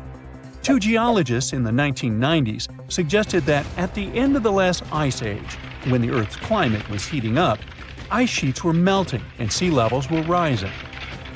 The Black Sea was a much smaller freshwater lake. It was separated from the Mediterranean Sea by a natural dam at the Bosphorus Strait. As global sea levels rose, the Mediterranean overflowed into the Black Sea basin. They suggest the sea level rose by 6 inches every day, flooded coastal settlements, and changed the environment for good. Samples from the Black Sea floor show a sudden shift from freshwater to marine species around that time, which means there was a rapid influx of salt water. Underwater surveys have also found what look like the old shorelines and human-made structures. So, people were living in areas now submerged by the Black Sea. Plus, the timing of this flood matches up with known patterns of human migration into Europe, Asia, and Africa. They also say this flood could be the terrible flood from the story of Noah's Ark. Critics of the deluge theory say the evidence isn't as straightforward as it seems. Some think the transition from freshwater to saltwater in the Black Sea was more gradual than one sudden flood. They're also debating if people left the settlements before they went underwater or as a result. An old chronicle that's been around for about a century says there were 2 underground tunnels starting in what is now Romania and Bulgaria and stretching all the way under the Black Sea to Turkey. Back in the day, peasants used these tunnels to move their flocks of sheep to the Ottoman Empire and countries on the Asia Minor Peninsula. Who built these tunnels and why they run under the sea is a complete mystery. At some point, The entrances to these tunnels were sealed off for national security and were under tight guard. The security forces knew all about these massive tunnels and kept them off limits. In the 1980s, a group of people working on the Danube-Black Sea Canal accidentally found another entrance to these mysterious tunnels. This one was in a cemetery in a town of Romania. Canal workers used it to regularly cross over into Bulgaria. One more cool thing about these two tunnels is that some people think they were built thousands of years ago. If you ever try to dig a tunnel under the sea, you'll know how tricky it is even now with all the tech we have. So if the tunnels are really that old, whoever built them was super advanced for their time. Now, there's an urban legend that says that the Black Sea has its own version of the Bermuda Triangle. Fishers describe some wild whirlpool that appears out of nowhere and drags entire flocks of birds, ships, and even small islands under the sea. And once, things got even wilder with a ship that vanished under weird conditions in 1944. It was during daylight, and some black fog with green flashing sparkles suddenly surrounded the vessel. No one has ever seen it since, and no one knows for sure if the story is true. But it sure adds a spooky touch to the mysteries of the Black Sea. Some mistakes have the power to change the course of history. One such story has to do with an old, boring key that could have saved the Titanic from its infamous demise. The key belonged to the crow's nest locker that housed binoculars, which could have helped the lookouts spot the iceberg sooner. There's more. The key wasn't even on board the ship when it set sail. The second officer took it with him when he was taken off the ship at the last minute. As the story goes, the officer forgot to hand the key over to his replacement in his hurry to disembark. So, when the lookouts were in desperate need of binoculars, they were out of luck. One of the lookouts, named Fred Fleet, even testified that if they had had binoculars, they would have spotted the iceberg in time to avoid it. And when asked how much sooner, Fleet replied, "Enough to get out of the way." In 2015, some auctioneers got their hands on Blair's key and presented it as one of the most important artifacts from the Titanic. They truly believed it could have saved the ship. Blair kept the key as a souvenir and passed it down to his daughter, Nancy. At one point, it was up for auction with a price tag of over $80,000. Blair himself was quite the hero, it seems. A year after the Titanic disaster, he was awarded a gallantry medal for saving a crewman who had fallen overboard while he had been on board the liner Majestic. He may have forgotten a key, but he sure didn't forget to be a hero when it counted. This next story is both funny and tragic. It's about NASA's lost $125 million Mars Climate Orbiter. The spacecraft engineers failed to convert from English to metric measurements before the craft was launched, and as a result, they lost it. The navigation team at the Jet Propulsion Laboratory used the metric system of millimeters and meters, while Lockheed Martin Astronautics in Denver used the English system of inches, feet, and pounds. JPL engineers mistook acceleration readings measured in English units of pound-seconds for a metric measure of force called Newton-seconds. What's worse is that none of JPL's quality control procedures caught the error in the 9 months it took the spacecraft to make its 461 million-mile flight to Mars. That's a long time to be lost in translation, don't you think? The miscalculations were enough to throw the spacecraft so far off track that it flew too deeply into the Martian atmosphere and was destroyed when it entered its initial orbit around Mars. It's embarrassing to lose a spacecraft to such a simple math error. And it's hard to think of another example of such a large loss due to English versus metric confusion. Ever heard about the mathematical mistake that led to the discovery of the New World? Spoiler alert, it involves a guy named Christopher Columbus and a really big globe. Back in 1492, Columbus set sail from Spain with a mission to find a new trade route to Asia. He was convinced that he was less than 3,000 miles away from Japan, and just a bit more sailing would get him to the Indies with all their tasty spices. The only problem was that Columbus was a bit off in his calculations, like way off. He made a mistake in estimating the size of the globe, which led him to believe that Earth was far smaller than it actually is. Now I know what you're thinking. Wasn't Columbus afraid that he would fall off the edge of the world? Contrary to popular myth, Columbus and his crew knew the Earth was a globe, just like the ancient Greeks did 2 millennia earlier. They weren't worried about falling off the edge, but rather about the size of the ocean they planned on crossing. And to make matters worse, Columbus had no idea that an unknown landmass existed between Spain and Asia. After weeks at sea, Columbus finally reached the Caribbean. He believed that he had landed on the outskirts of Asia, and so named the islands the West Indies. He went on to explore the Caribbean and the northern coast of South America. But here's where things get really interesting.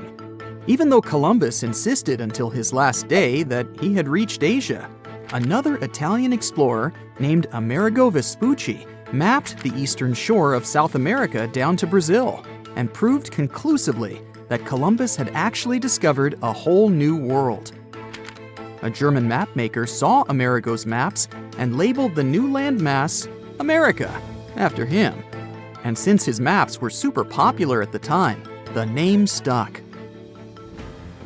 One man named Alexander Fleming stumbled upon one of the most significant medical discoveries of all time by accident. At one point in his career, Fleming observed the demise of many people from uncontrollable infections. Antiseptics were used to fight this, but they often did more harm than good. In 1922, while he had a cold himself, Fleming transferred some of his, nasal discharge to a petri dish and left it on his cluttered desk. When he finally examined it weeks later, he found that an enzyme had some antimicrobial properties. It wasn't until 1928, when Fleming left an uncovered petri dish next to an open window, that he stumbled upon the discovery that would change the world. The dish became contaminated with fungus spores. And when he examined them under the microscope, Fleming discovered that the bacteria near the fungus were dying. He managed to isolate the fungus and found that it was effective against numerous things that cause diseases. And thus, penicillin was discovered. As Fleming himself put it, "I did not discover penicillin. Nature did that. I only discovered it by accident." Talk about a lucky break. In the early 1520s, the east coast of the United States of America was a big mystery waiting to be solved. The Spanish found Florida, and the English and Portuguese found Newfoundland, but the area in between was like a blank spot on the map. France decided to take action and sent an expedition to explore the area. They chose a guy called Giovanni da Verrazzano to lead the trip. For this expedition, he got 4 ships. Unfortunately, 2 of them were shipwrecked, and a third one went home after doing some other business on the Spanish coast. Only the flagship, La Dauphine, crossed the Atlantic with Verrazzano and his 50-man crew. Verrazzano set sail from Madeira and landed at Cape Fear. From there, he sailed south, but got a little scared of running into the Spanish, so he returned somewhere north of Charleston. He anchored not far from his original landing spot, but unlike other explorers, he preferred to anchor well out at sea. He did send a boat to the shore, and he met the natives. They were described as wearing just some animal skins covering their bodies and garlands of bird feathers. As Verrazzano sailed along the coast, he reached the outer banks of North Carolina. He thought that the waters he discovered were those of the Pacific. In reality, what he'd stumbled upon was the Pamlico Sound. He thought that North America was just a long, extremely narrow strip of land. This mistake led mapmakers to show North America as almost completely divided in two. Moving on, Verrazano reached a beautiful place that he called Arcadia. Probably Kitty Hawk, North Carolina.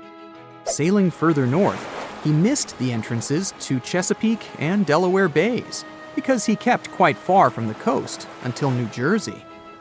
Then, the moment we've all been waiting for, Verrazano discovered New York Harbor, and he anchored in the Narrows. Later, it was named after him, and now it is spanned by the Verrazano Narrows Bridge. Once Verrazano's sea appeared on the map, it became widely accepted and impacted loads of future explorers. For example, Henry Hudson went looking for a passage to the Pacific in the middle latitudes of the continent. But, as it turns out, the Englishman never did find the Pacific Ocean anywhere near Virginia. And the cartographic myth eventually faded away. It's funny to think about how a mistaken belief could have such an impact on history. Back in the 1800s, a bunch of super old artifacts with some weird symbols on them were found on Easter Island. You know, that tiny island you might have heard of, with the gigantic statues called the Moai. These symbols seem to be some kind of writing, but nobody's been able to figure out what they mean yet. Some scientists even think that if we crack the code, we might finally uncover the secrets behind the downfall of the ancient Easter Island society. So let's put on our detective hats and get to work, shall we? This mysterious script is called the Rongo Rongo. It was discovered by a Frenchman in the 19th century. He stumbled upon 26 wooden tablets covered in weird hieroglyphs during his trip to the island in 1864.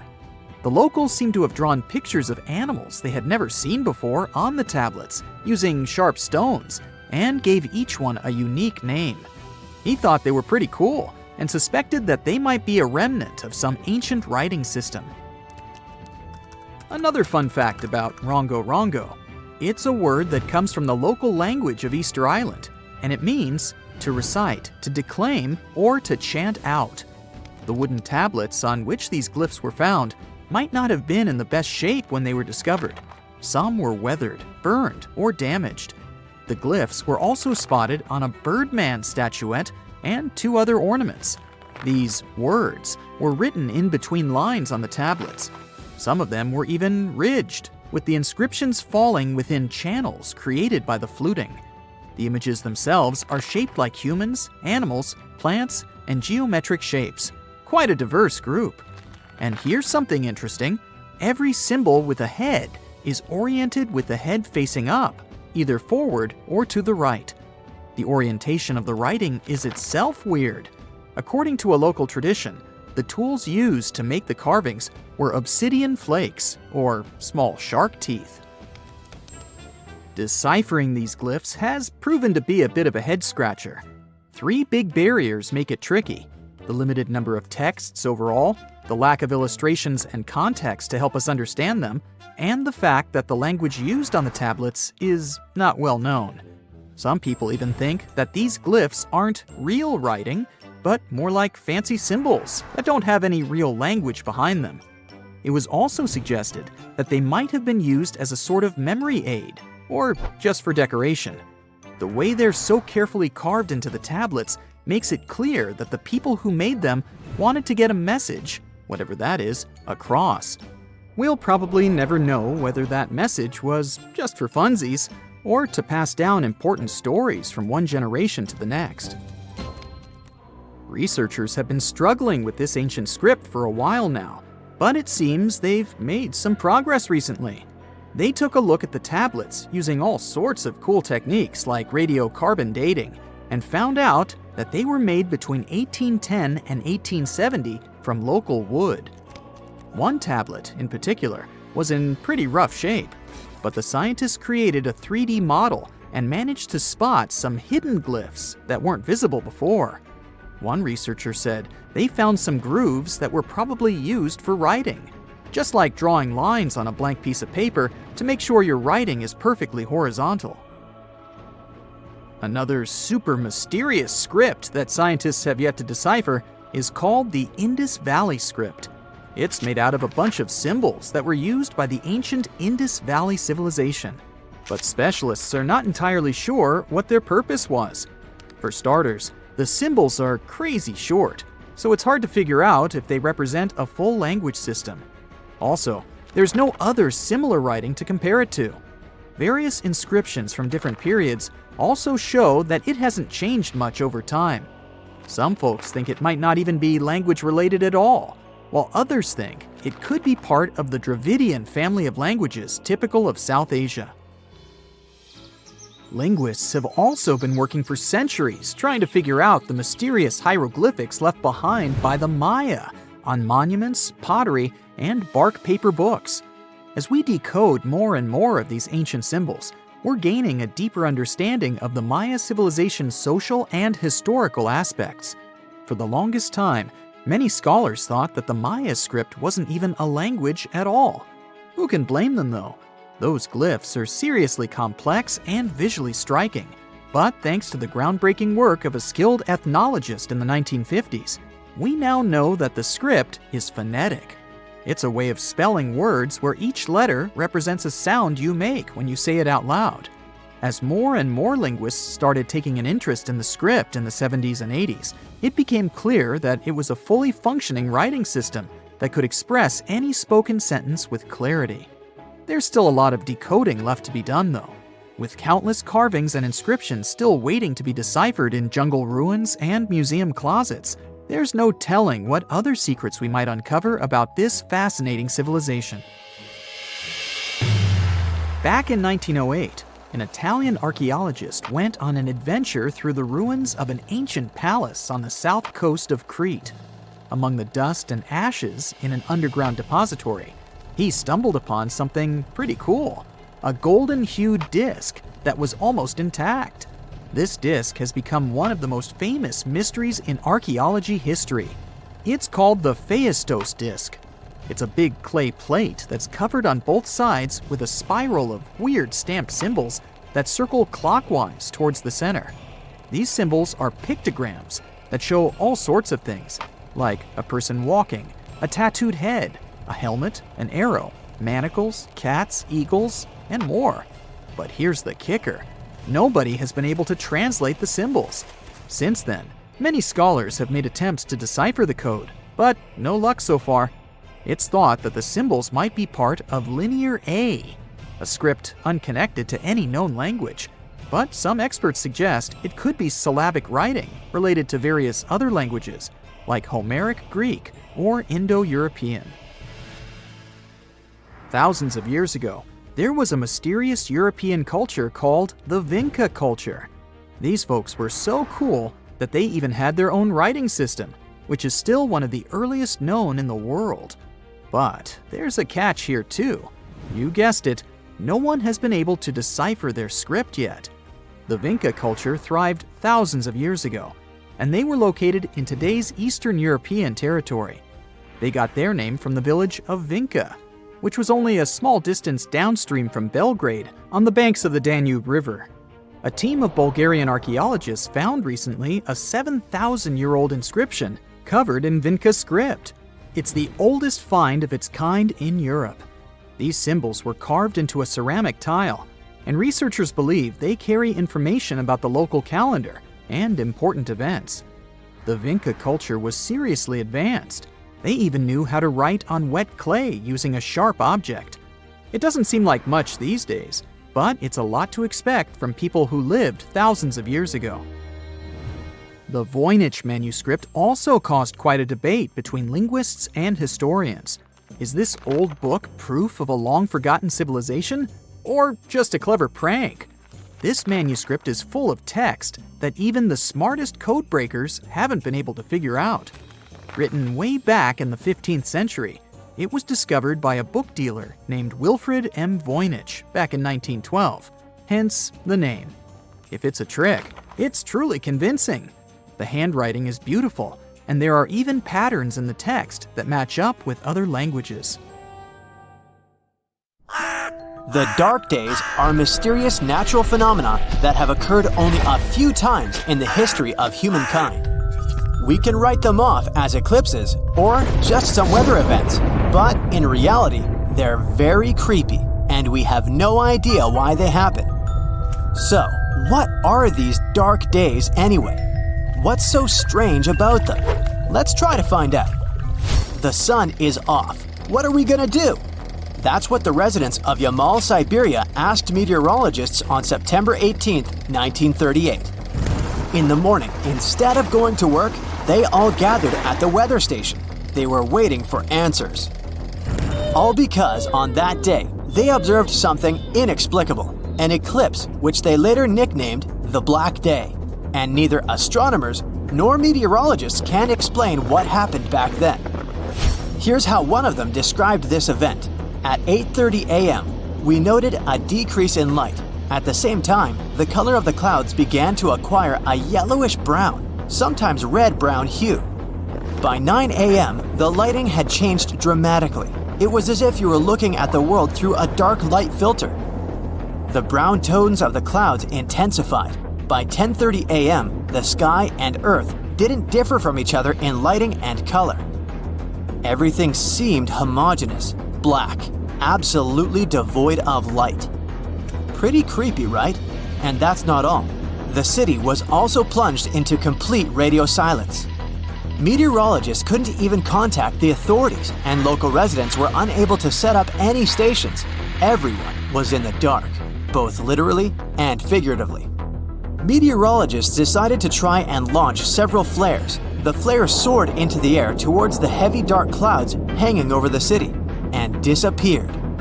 The clouds were so dense that the flares were completely invisible. At the same time, the weather was perfectly fine. Everything was quiet. And this black silence lasted for about an hour. After that, the Black Day ended as unexpectedly as it began. Even more baffling, those strange clouds left literally no trace. No rain, no dust, nothing. After that event, researchers found out that the Black Day had spread for 125 to 155 miles around. They also learned that the dark band was moving from west to east. After passing through the southern part of the Yamal Peninsula, it headed on for a while and then disappeared completely. Yamal isn't the only place where this phenomenon occurred. In fact, similar eclipses have been happening in different parts of Earth for many years. For example, in New England, on May 19, 1780, people there witnessed an event that was later called New England's Dark Day, but it lasted not one day, but several. A few days before this event, the sky turned yellow, and on May 19th, in broad daylight, it suddenly turned black. Here's what one of the witnesses, Joseph Plum Martin, later told the press. It was very dark. People had to light candles in their houses to carry on with their usual business.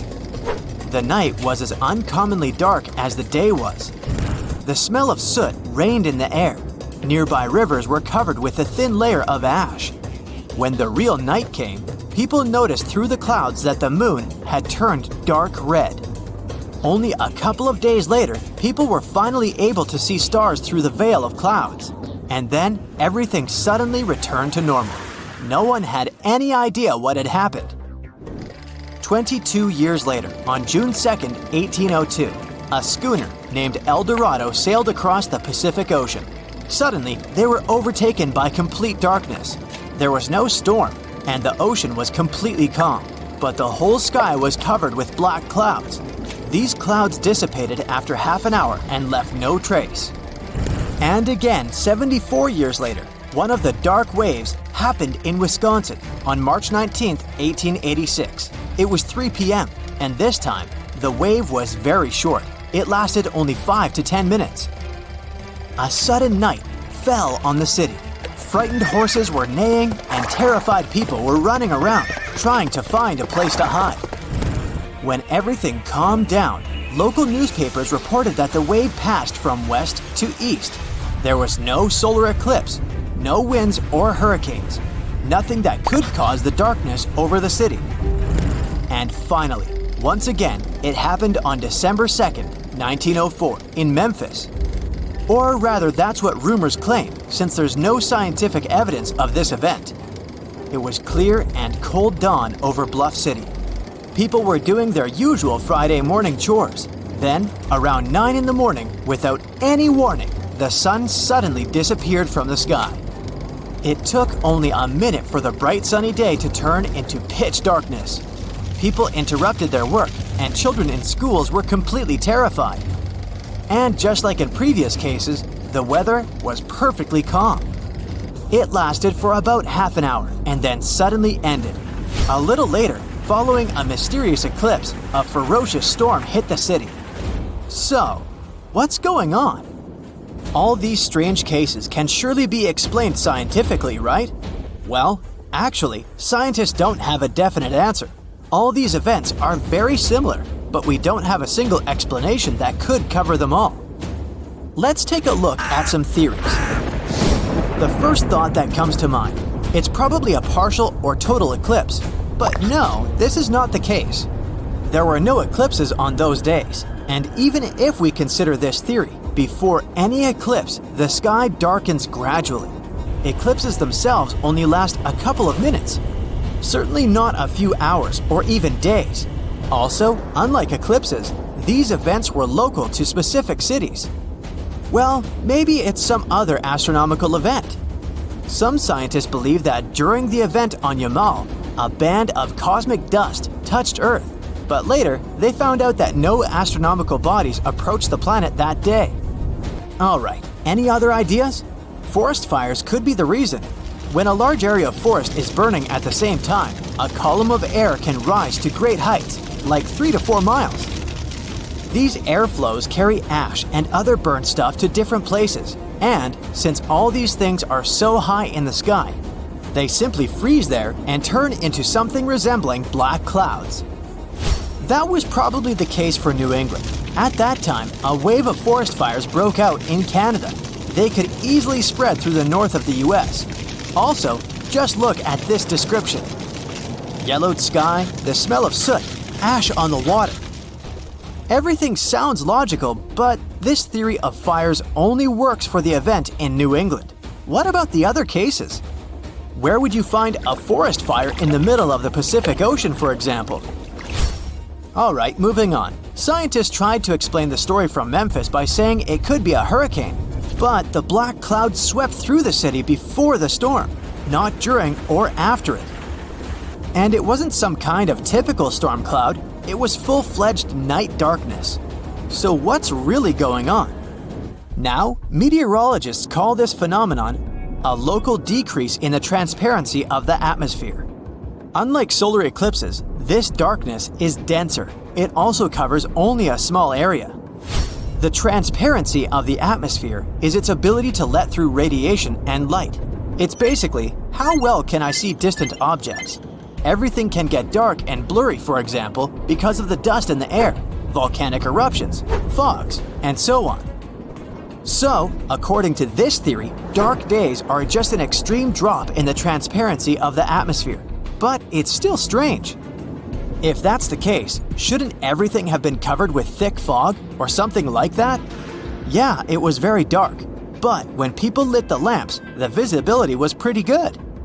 Nothing blocked the view except the black clouds that covered the sun. In other words, this phenomenon is very hard to explain. As far as we know, it happened only 5 to 6 times in the history of humankind. If there were other cases, they weren't documented. This phenomenon is impossible to predict, and no one knows how it worked, as well as where and when it will happen next time. And although there are many hypotheses, none of them can be verified. Maybe if these events happen again in the future, we'll be able to study them better. But unfortunately, at the moment, the dark days remain a mystery. Do you have any theories or ideas on this stuff? If so, write them down in the comments. On August 2, 1996, huge, mysterious patterns appeared on an agricultural field in Chiselden, England. No one knew what kinds of symbols those were and who left them. As soon as the local news reported this, people immediately began to make their guesses. The most popular version was a message from a civilization living on another planet. The first crop circles appeared in the 70s in many areas across the US and England. Some compared these symbols to the writings of the ancient Maya. Others thought those were messages about the approaching apocalypse. but few doubted that their authors were from another civilization. But that geometric pattern in Chiselton was different from all the others because of an event that happened 8 years later. In 2004, a man from New Mexico found a strange stone 11 miles from Roswell. The rock had the same pattern on it as the crop circle in Chiselton. It's worth noting that Roswell became a famous place after, according to rumors and legends, a spaceship from another planet crashed there. Therefore, when the farmer found the stone and posted its photo on the internet, many people thought it was part of that spaceship. The stone was perfectly smooth, and the pattern was applied with incredible precision. But the most remarkable thing was its magnetic properties. It rotated counterclockwise when people put the magnet next to its northern part. When they left the magnet near the southern side, the stone turned in the other direction. Computed tomography and X-rays showed that there hadn't been any elements inside the stone that could cause rotation. It was just a smooth piece of rock. But was the Roswell rock really part of a spaceship? To answer this question, we need to move to England, the year 1976. An artist named Doug Bauer met his friend Dave Corley and invited him to create an impressive performance. At that time, people only learned about strange patterns in the fields from some books and records. And of course, none of these cases had been confirmed. The two friends understood that all this was nothing more than myths. Therefore, they decided to draw a big pattern in a wheat field in Wiltshire. Now, they didn't expect this drawing to become so popular. Many newspapers began to write about mysterious circles. Hundreds of reporters filmed it on their cameras, and people watching TV were shocked. From that moment on, crop circles became a cultural phenomenon. People mixed facts with fiction and created more and more unbelievable legends. Someone said that they had seen mysterious lights in the sky above the circles. In any case, those two friends continued to draw patterns and revealed their secret only in 2009. They also created the mysterious drawing in Chiselton, but that Roswell rock wasn't their job. Anyway, they said that the stone was also a fake. Other artists could draw the same pattern on the rock using stone-cutting equipment. One of the most mysterious books in the world is the Voynich manuscript. Nobody knows who its author was, but they wrote it in the 15th century. No one can understand the contents of this manuscript, consisting of 240 pages, for more than 500 years. Now, just imagine all the words were written in hand in an unknown language. Almost every page is decorated with strange images of female figures and weird unknown plants. The book was first discovered in 1912 and immediately became a cultural phenomenon. Many scientists, polyglots, and historians have tried to decipher the language and understand its meaning. They put it on the internet so everyone could try to solve the mystery. And it seems that Nicholas Gibbs, a historian and writer, managed to do this. He spent many years studying medieval Latin language and literature. Gibbs noticed the manuscript contained Latin abbreviations often used in medieval medical papers and reference books. Gibbs even found out that the book was a plagiarism of other older medical reference works. He compared the Voynich manuscript with other Latin books and found many similar words. Gibbs claimed that the manuscript was dedicated to women's health, and the mysterious flowers were real herbs and plants. But it wasn't that simple. Nicholas Gibbs was one of many who put forward the theory. Many scientists recognize his version as banal and unconvincing. Other decoders claim that some secret code was used in the manuscript. Some were sure it was written by Dominican nuns. Others described it as a reference book on astrology and herbs. Anyway, you can find scans of the manuscript in high resolution on the internet and try to crack the code yourself. Imagine that you're walking around New York and entering a dark, deserted alley. Then you see some canvas with a beautiful picture on it lying in a trash can. You don't really understand what exactly is depicted there, but you still feel some power of art emanating from it. You take the painting home and hang it on the wall. It's been hanging there almost 4 years. Then you publish a photo with the painting on the website with Antiques and discover that this picture is a missing masterpiece worth $1 million. This is a real story that happened to a New Yorker in 2003. Famous Mexican artist Rufino Tamayo painted this picture called Three People in 1970. One collector bought it as a gift for his wife, but in 1989, someone stole the work while they were moving to a new house. It was possible that the thief didn't appreciate this piece of art or couldn't find a buyer, so they threw it into the nearest trash can. The woman who found it returned the work to the owner and received a $15,000 reward. Expensive paintings often end up in trash cans. Van Gogh gave his works to various people, but they didn't take them seriously at that time. When these paintings were found many years later, they were estimated at tens of millions of dollars. For example, the artist gave his doctor his portrait. The doctor was horrified by the painting. Perhaps he didn't like the red shade of the hair. He gave the portrait to his mother, and she found a use for it. She covered the hole in her chicken coop with the picture. For more than 10 years, chickens had been running under the work of art. Then another artist found the painting. He paid the doctor pennies for it. Now it's estimated at $50 million. A similar case with a discarded work of art occurred in Italy. A gardener who worked at the Ricciardi Gallery of Modern Art was removing ivy from the building's walls and found a rusty metal door in the thicket. He opened it and got into a dark room. There was a garbage bag lying there. The gardener wanted to throw it in the trash, but decided to look inside first. And he found the lost work of famous artist Gustav Klimt. During the renovation of the gallery in 1997, someone stole the painting, Portrait of a Lady. It turned out that the thief had never taken it out of the building. Its value is estimated at $66 million. In 1901, collectors of sea sponges discovered a mysterious chest in the sea near Greece. There was a strange object inside, similar to a mechanical watch and the size of a shoebox. The finding attracted the attention of archaeologists. They quickly established that this item was created in ancient Greece about 2,200 years ago. They called it the Antarctica mechanism. Now it's in the National Archaeological Museum in Athens. Scientists have found out that this object is only 82 fragments, one-third of the original mechanism. It's still unknown who created it and how it works, but experts think it was a mechanical computer with bronze gears and other parts. People used it for astronomical calculations. The device could track the movements of the Sun, the Moon, and 5 planets of the solar system. Experts are still trying to figure out all the properties of this machine. It's considered to be the oldest computer on Earth. It proves that the level of technology 2,000 years ago was much higher than we could imagine. You know, there are many doors all around the world that have no keys. Maybe you can guess how to open them. The first destination is, read this, and good luck to you. It's a temple in India. The temple's name comes from this other really long word, which can be translated as the one emerging from the lotus.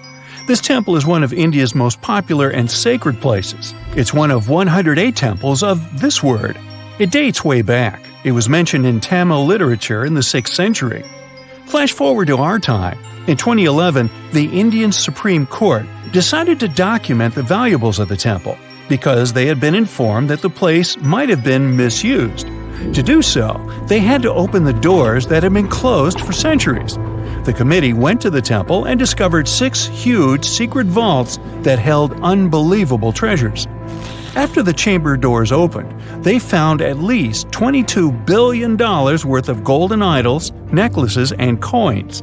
The officials also discovered ceremonial costumes and gold coconut shells with jewels. Plus, they saw large diamonds. Not our understanding of large, though. Some of these precious stones were as large as 110 carats. To put it in perspective, a small solid gold statue from the collection could be worth around $30 million. After this fairy tale-ish treasure had been discovered, the temple got equipped with metal detectors, cameras, and other safety precautions before the first visitors started to arrive. Now, there are a lot of security guards at the temple. But are they protecting the treasure, or is there something more mysterious hiding behind its doors? The temple has 6 chambers, and the valuables are kept there. These rooms are named Chambers A through F. The expedition committee opened 5 of these vaults with significant effort. But the most bizarre thing is that, despite all the efforts involving existing tech, the mysterious Chamber B still wouldn't open. On the side of the door, 2 carved cobras are welcoming you. The door works as a gate. You can easily see it with the unaided eye, just like the doors leading to other chambers. Surprise! Experts discovered 2 more doors behind the first one. The second door is wooden, and the last one is made of iron. Strangely, the last door was sealed. It also doesn't have any means of entry, no bolts, handles, latches, or anything else. To this day, no one knows what's inside Chamber B. Believers say that opening the door against its will can release into the world unnameable things. Others say that Chamber B may hide a tunnel. It might not be related to the reasons above, but the High Court of India warned against opening the doors of Chamber B.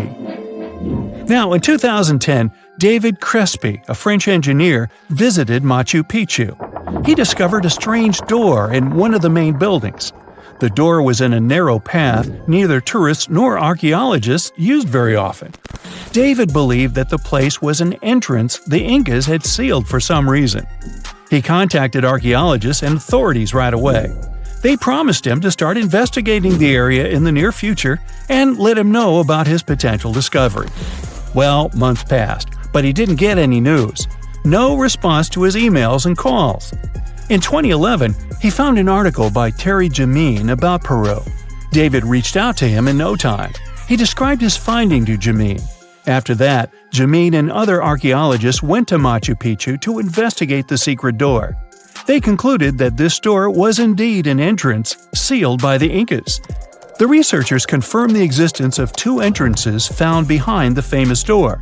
They also got the 3D representation of a staircase leading to the main room and another chamber. The analysis also revealed several cavities, among which there was a vast quadrangular room. Plus, georadars detected some metals. Those might be golden and silver objects. Jamin and his team thought this place was a chamber of pre-Hispanic times. They believed the door had been sealed by the Incas to hide something important. Maybe an enormous treasure, or something no less precious. Jamin also claimed that finding this chamber could lead to the discovery of a mausoleum. Jamin submitted an official request to the Peruvian authorities for permission to open the chambers. Yet, neither his application nor requests of other archaeologists have been approved so far. Authorities claim that opening this door could cause damage on the other sides of the archaeological site. Yet, the use of an endoscopic camera has confirmed the hypothesis that the stone blocks at the entrance are only there to close the passage. They are not there to support the internal structures of the building. The third mystery is in Giza, Egypt. Explorers uncovered 2 secret doors inside the Great Pyramid. There are 2 tunnels, each around 8 inches wide, that go from the north and south walls of the Queen's Chamber. But the tunnels are closed by stone blocks before they reach the outside of the pyramid. So, where are they leading to?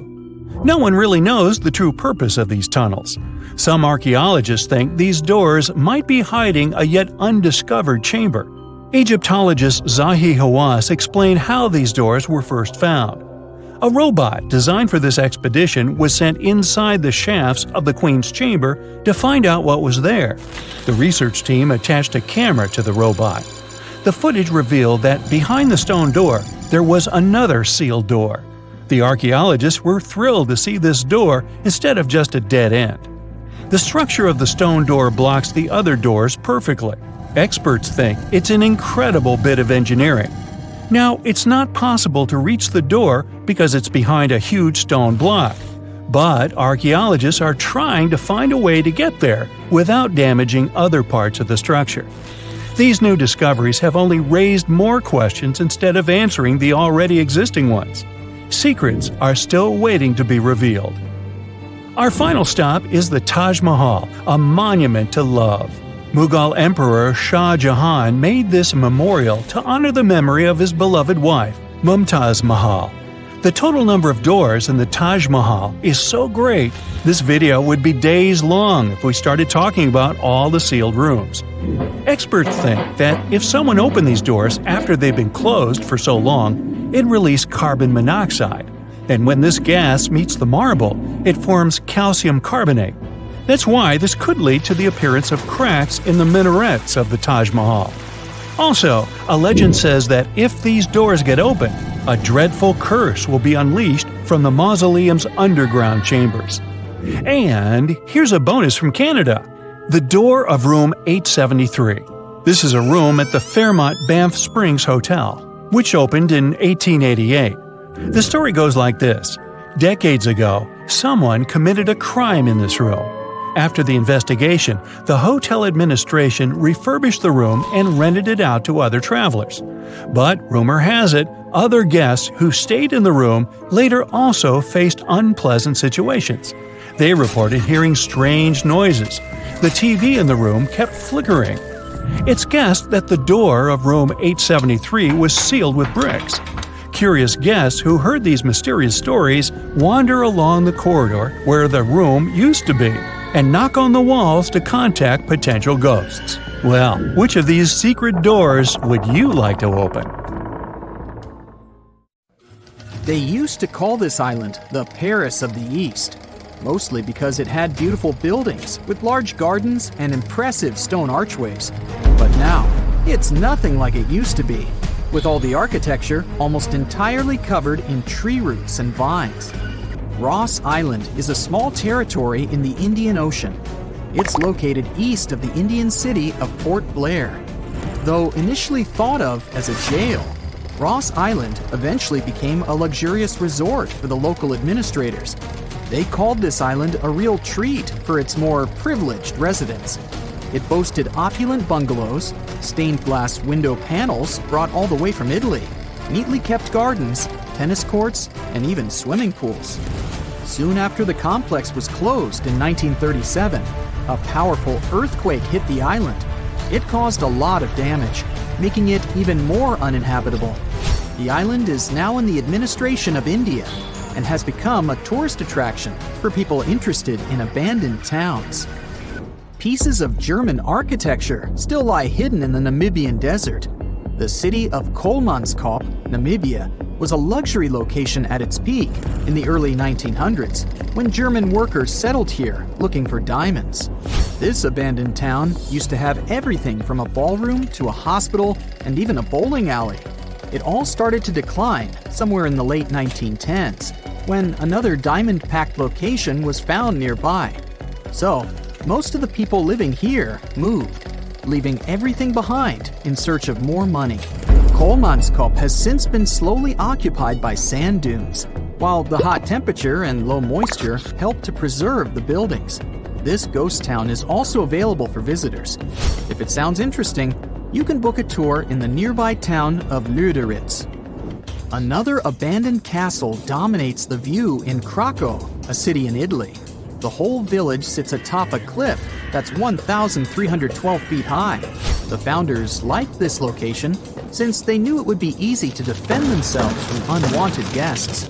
But the castle, built in the 1300s, soon became overwhelmed by landslides and earthquakes. Even though it has no residents anymore, the medieval city often comes alive during the various local festivals that take place here in the summer months. The locals also offer tours and tell amazing stories about the location. One of the highlights of the tour is a statue that seemingly came out of nowhere and now lies in a body of water. Hidden away in the Montana mountains, Garnet Ghost Town tells the well-known American story of the West's gold rush. The town's history goes back to the 1890s, when they found a lot of gold in the Nancy Hanks mine. During its glory days, Garnet had almost 1,000 residents. Even though it's in a relatively secluded location, it had saloons, hotels, stores, a school, and other features of a regular little town. In 1905, when most of the gold had already been taken away, most mines were left behind, so only a couple of hundred residents stayed in Garnet. The final straw came in 1912, when a fire damaged most of the town's buildings. So, by the 1940s, Garnet was completely abandoned. It soon became a hotspot for treasure hunters looking for furnishings and artifacts. That was until a preservation campaign started in the 1970s. It ended with the town being declared a historic district in 2010. To this day, Garnet is one of the best preserved ghost towns in the area. Hashima Island is another abandoned location that tells us that when people leave, nature takes over. This mysterious place was even featured in a James Bond movie because of its ghostly landscape. It used to be a well-known spot in Japan for undersea coal mines, as it was opened in 1881. In 1959, at its peak, there were over 5,000 people living here, including mine workers and their families. As soon as the mines started going dry, sometime in 1970, people started to slowly depart the island, leaving it completely abandoned in 3 months. Even though nobody lives there these days, there are a lot of tourists here that drop off to wander around the abandoned homes, swimming pools, stores, and factories. Another town that started with a mining company back in 1881 is Calico, California. People discovered the location was packed with silver, so it soon became home to over 500 silver mines and 3,000 residents. It used to feature hotels, general stores, restaurants, and a school. There was even a local newspaper printed here called the Calico Print. But by 1986, the town had become empty. One of the former locals decided to buy it and began its restoration, making it a registered historical landmark. It even has a museum of the Old West available for tourists. One of the most interesting attractions that were rebuilt is the 1-mile-long Calico and Odessa Railroad. It currently goes through the steep canyons and hills, and even passes the old mines and buildings north of Calico. Approximately 1/3 of the town is original, while the rest consists of newer buildings that are replicas meant to recreate the spirit of its past. If you're a fan of cars, you might have heard of Henry Ford as the famous American industrialist who founded the Ford Motor Company in 1903. But in 1927, he began working on another one of his ambitious dreams, Fordlandia. It was supposed to be a massive rubber plantation located near the Tapajos River in Brazil, since he needed a reliable source of rubber for his car tires and hoses.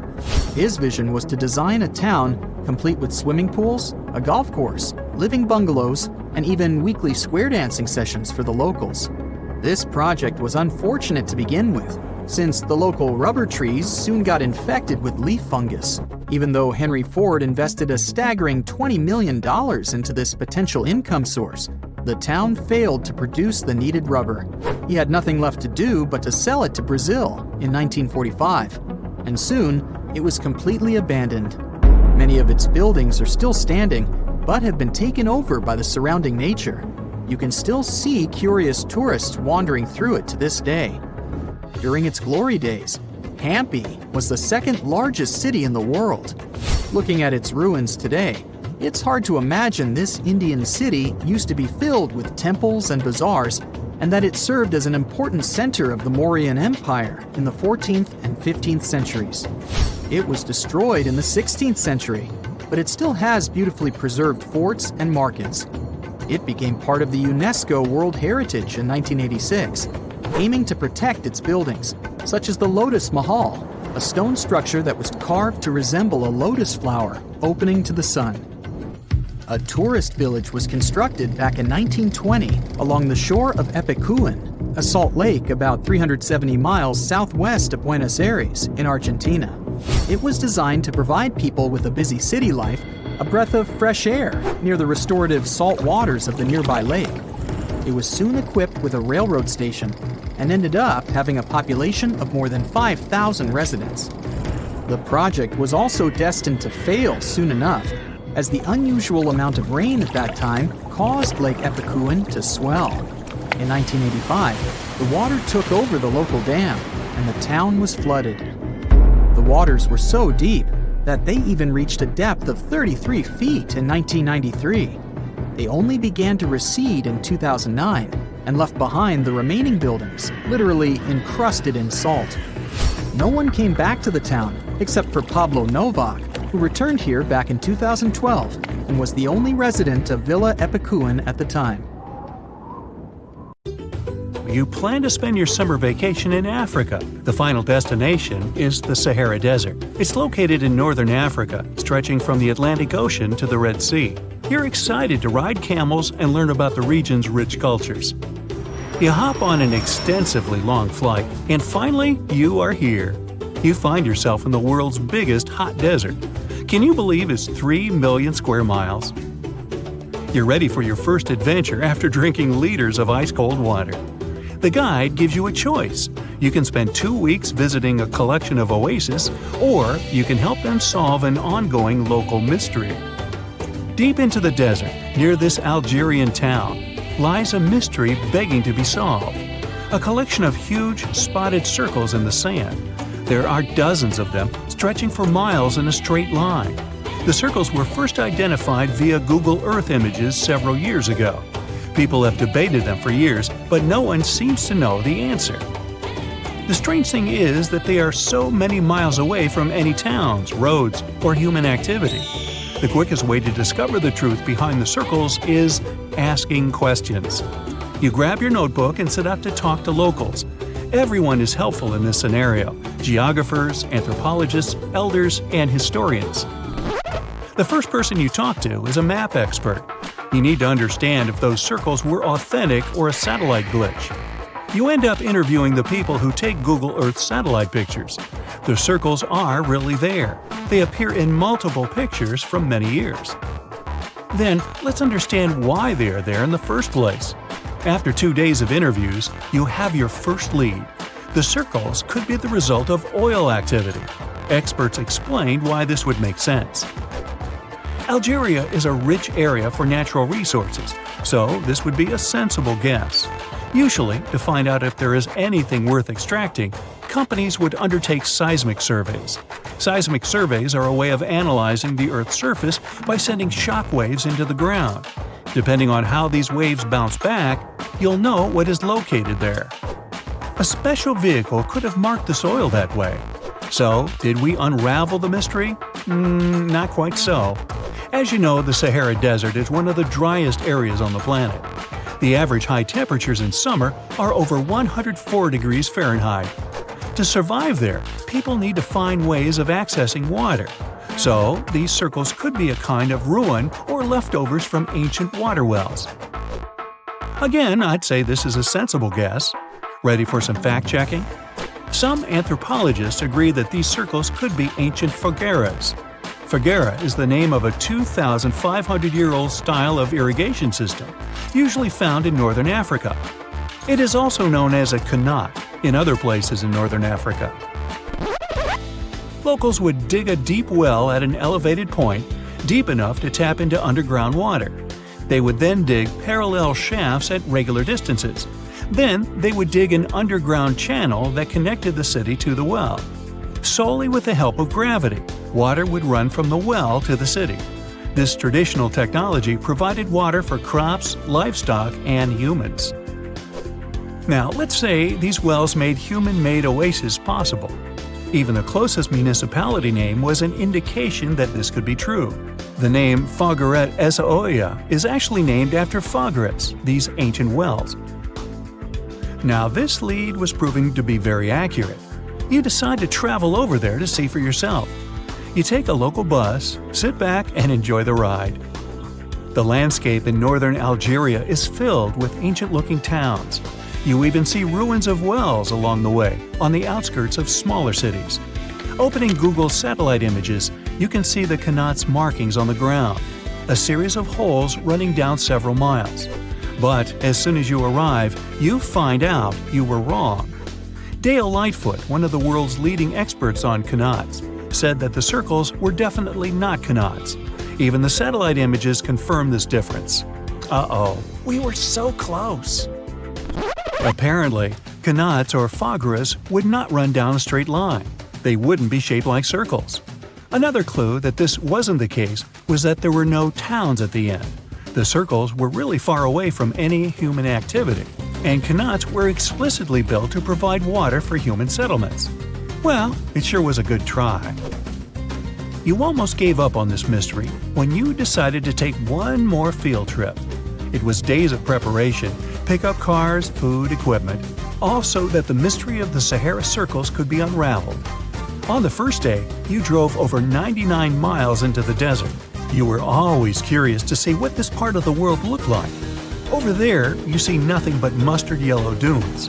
The night sky is pretty decent, though. You can see the entire Milky Way with your own eyes. You set up camp and sleep under a canopy of stars. The next day, tension grows. There's no cell reception. Oh dear. But thankfully, you added the coordinates of the circles to your Google map. And surprise, the offline mode works out there. You follow the coordinates, but it leads you astray. You start to get nervous, thinking this was all in vain. But you and the team get into the car and drive a few more miles past the coordinates on your phone. After a very bumpy ride, you can't believe your eyes. There it is, an enormous crater dug on the sand, surrounded by 12 smaller holes. From up high, it looks like a clock, without the pointers, of course. On the ground, they're very faint, so faint you almost miss them. Searching the area, you notice all the holes had something similar, metal wires, thin wires that you can pull from the ground. They're buried deep, so you start digging. An object starts to reveal itself. Uh-oh, it looks like old dynamite. This certainly surprises you. Better stop digging to avoid any accidents. At the end of the survey, you feel satisfied, but still curious. What could all this dynamite mean? And who put it there? What comes next is the turning point of your adventure. Walking back to the car, you see something shining on the ground. You approach the item with curiosity. It's round and rusty and looks like a sardine can. What's that doing here? Could this give you more clues about the circle's mystery? Just in case, you pick it up and put it in the car. Back in the city, the puzzle pieces start to reveal the story behind the Sahara Circles. You bring photos and the sardine can and show them to local experts. They analyze your material and give you an intriguing verdict. As it turns out, guess number 1 was the closest one to the truth. So, what happened to the first guess? Why do we need to keep digging deeper? Well, because it was only half right. The Sahara Circles are not a historical footprint of seismic surveying. Back when the circles were made, this technology didn't even exist. But they sure are related to oil exploration. The dynamite-filled holes were an old method for oil searching. The circles are the leftovers of surveyors looking for resources underground. And the sardine cans? Well, they were left by the workers who held explosion works. You gotta eat, right? According to the model of the can, this happened more or less around the 1950s and 1960s. So these circles aren't even that ancient. More like modern ones, if you ask me. Well. Hope you are glad you tagged along and helped unravel this mystery. See you in the next mystery-solving adventure. Wow, talk about noisy! Toadfish have a unique ability. They can create a very strong sound. The human ear usually can't hear it, especially if only one fish is making the sound. But if many fish are making the sound at the same time, well, it's going to be hard to forget, and you may not be able to stop hearing it. Toadfish are a common part of the fauna off the coast of Sausalito in California, and every year thousands of them gather in the shoals to party and scream. Together, they create a collective sound that can be easily heard by those in the houses near the shore. The noise, which can be described as a low hum, can even penetrate into the city center. Some people get bothered by this constant humming. This is a unique natural phenomenon, but there's a catch. At some point, the fish swim away from the shore, but the sound remains. Also, scientists have proven that this fish-made noise can't spread through the city, and many residents of the coastal areas don't hear it. But still, some people continue to hear this strange hum. In a similar case, imagine that you've moved to a small village in Scotland. You rent a house, have dinner, and go to bed. As you're settling into sleep, a strange hum permeates your room. It sounds like someone started their truck somewhere in the distance. The sound is similar to the sound of a low, loud bass that comes from a speaker. The hum keeps you awake. you get migraines and even feel nauseous. In the morning, you find out that some other locals also hear this terrible buzzing. They tell you about a huge factory located nearby. Machines, engines, steam boilers, big air vents, and generators emit a loud, heavy hum that passes through the air. Sound waves spread throughout the village and annoy people with a sharp sense of hearing. You've been hearing this sound for several days and suffering from insomnia. Then, one day, the factory goes bankrupt. All the workers leave their positions and turn off all the engines and fans. Great, you'll finally sleep in peace. But you know what? The sound doesn't disappear. It follows you wherever you are. And it's not about the factory or the fish or the truck engine. Imagine that you're walking down the streets of a small English town. There are a lot of planes flying right above you. The hum they make follows you. Even in bed you can hear it. You wonder if there's an airport nearby. You ask the locals and find out there's not even a runway here. But where does the sound come from? You raise your head to look up and see a clear sky. There are no planes, but there's noise. And you're not the only one who hears it. Some locals are sure that the hum comes from high-speed traffic on the highway. Thousands of cars drive in two directions and leave massive sound waves behind. But at night, there are no cars there, and the sound remains. Maybe you're going mad.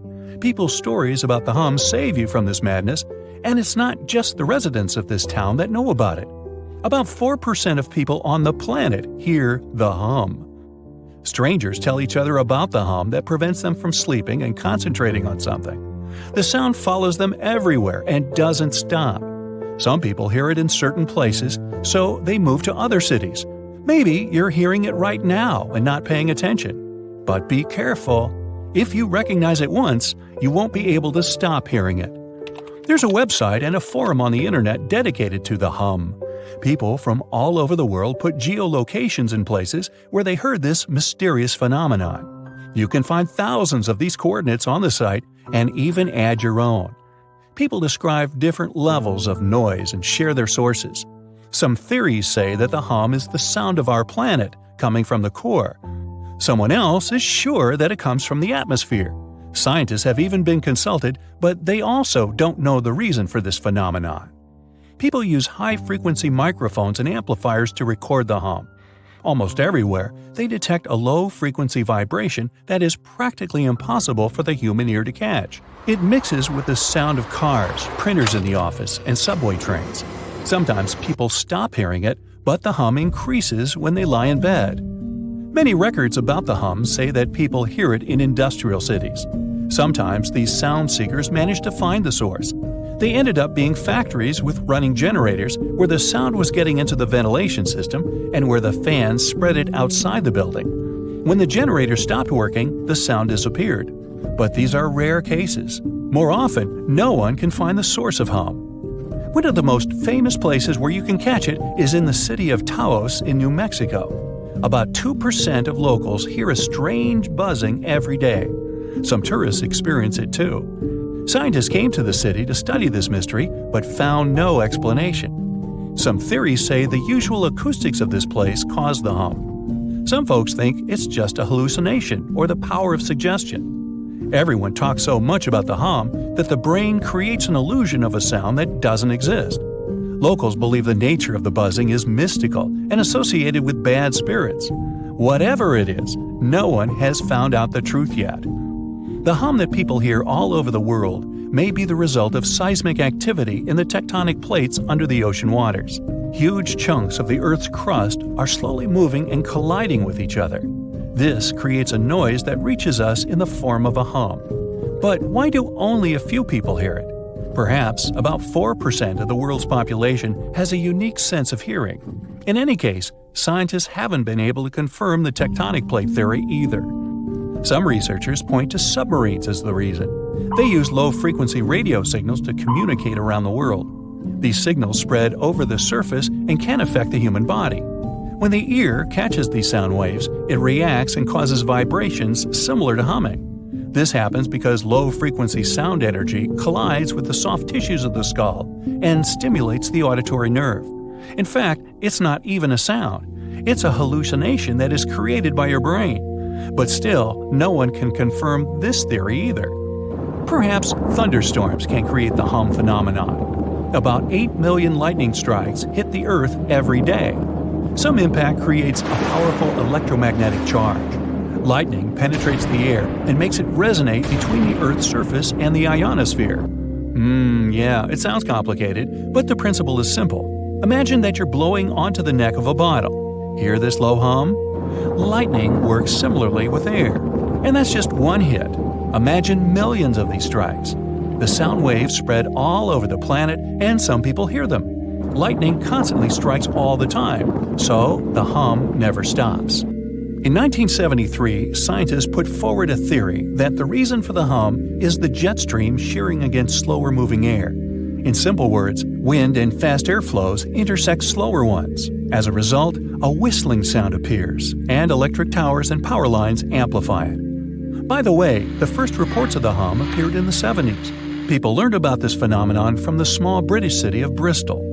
Dozens of residents heard this strange noise in different parts of the town. In the beginning, they ignored it. Then the sound became increasingly more irritable. It prevented people from working and living their everyday lives. They couldn't sleep and couldn't concentrate on anything. There was a warehouse with industrial fans in a neighboring town. The locals were sure that this was the reason for the hum. The warehouse stopped working a few years later, but the sound remained. You may even be able to hear it right now if you visit the city. There are many theories about the hum, but you can reduce almost half of them thanks to one factor. Tectonic plates, seismic activity, lightning strikes, the Earth's crust, and resonating air are logical explanations. But look at all the records about the noise. People hadn't mentioned this until the 70s. If this phenomenon had appeared earlier, many newspapers would have written about it. Apparently, the hum is not a mystery of nature. Perhaps this is a consequence of all of our technological achievements. Factories, power lines, airplanes, cars, ships, trains, microwaves, and generators create an imperceptible background noise that most people ignore. We're so used to all these noises that we have forgotten what silence is. Perhaps our brain made the hum inside our heads to respond to our noisy world. If you start to listen carefully right now, what kind of sounds will you hear? Where are they coming from? And is there the hum among them? Some mountains look so picture-perfect that you'd swear they were hand-sculpted by a divine architect. And the thing is, you're not that wrong if you think so. Wait, did someone really build mountains? Hidden deep in the Amazon rainforest, there's a bizarre cone-shaped peak that raises that exact question. And halfway across the world, there's a landscape that looks like someone spilled a massive bag of Hershey Kisses across a green field. No, you can't make this stuff up. Get ready to learn what would happen if a Hershey's Kiss and the Road to El Dorado movie had a baby in real life, because we're diving into two of the most mysterious and oddly satisfying natural formations on Earth, Cerro El Cono in Peru and the Chocolate Hills in the Philippines. One might be an ancient lost pyramid, and the other turns into chocolate every year. Well, sort of. Let's start with El Cono. This strange, solitary mountain rises more than 1,300 feet above the treetops in the heart of the Amazon, right near the Peru-Brazil border. Sure, the Amazon is no stranger to mountains. There are impressive ranges, like the Ameri Mountains farther north and the Andes, not in the Amazon per se, but running along Peru's spine. But you see, El Cono is different. For starters, it's completely isolated. If you fly over the region in a helicopter, all you'll see for miles is an endless emerald sea of rainforest. Then, boom, out of nowhere, a perfectly cone-shaped mountain juts into the sky like a giant green Dorito. It's not part of any major mountain chain, it doesn't have any siblings, and it looks so symmetrical that it almost feels artificial. And it's covered by forest. Now, naturally, this has sparked all kinds of theories. Some people think it's an extinct volcano. Others say it's a freak of erosion. And then there are those who whisper more exciting possibilities. What if it's a lost pyramid? And before you roll your eyes, this idea is not as wild as it sounds. And some people actually stand by this theory. After all, the ancient civilizations of South America built pyramids too. What? Yeah, can you believe that the Egyptians didn't actually invent the concept of pyramids? No joke! The Mochichachapoya and Inca civilizations all built monumental structures. In fact, pyramids are found all over the world, from Ethiopia and Thailand to Greece, Mexico, and even Italy. So why do pyramids keep popping up throughout history? Simple. They're structurally sound. The broad base supports the weight, and the pointed top was often seen as a symbolic connection to the heavens. Okay, but what are the chances of all these people coming up with the same idea at the same time? Okay, calm down. Ancient aliens. Yeah, that's possible. But as it turns out, ancient people did talk to each other via trade, migration, and cultural exchange. Ideas like pyramids didn't need to come from a secret one-world civilization. They just came from smart, curious humans scattered across the globe, all looking up at the stars and wondering how to get closer. In fact, recent archaeological discoveries have revealed massive ancient cities deep in the jungle that were completely swallowed by nature. In Guatemala, scientists uncovered a lost Maya city with its own pyramid structures. In Mexico, an entire metropolis was found buried beneath forested hills. So yes, humanity can forget an entire city. Take another look at El Cono from the air, and you might start believing it too. Its slopes are smooth. Its symmetry is uncanny. From above, it resembles a colossal step pyramid or ziggurat, cloaked in jungle vines and secrecy. And if someone told you it was the moss-covered remnant of an ancient civilization, you might just nod and say, "Yeah, I see it." Of course, no one's proven anything yet. But the mystery is delicious. Like a myth waiting to be cracked open. At the same time, for people who live nearby, El Cono isn't just a geological curiosity, it's sacred. In Andean cosmology, mountains like El Cono are known as apus, spiritual guardians of the land. These aren't just rocks, they're living beings, protectors, deities. Think Te Fiti from Moana, but South American and a little more mysterious. The indigenous tribes in the region still pay their respects to this mountain, treating it not as a tourist attraction, but as a sacred ancestor. And while everyone's busy debating whether El Cono is a mountain or a pyramid, nature's just vibing.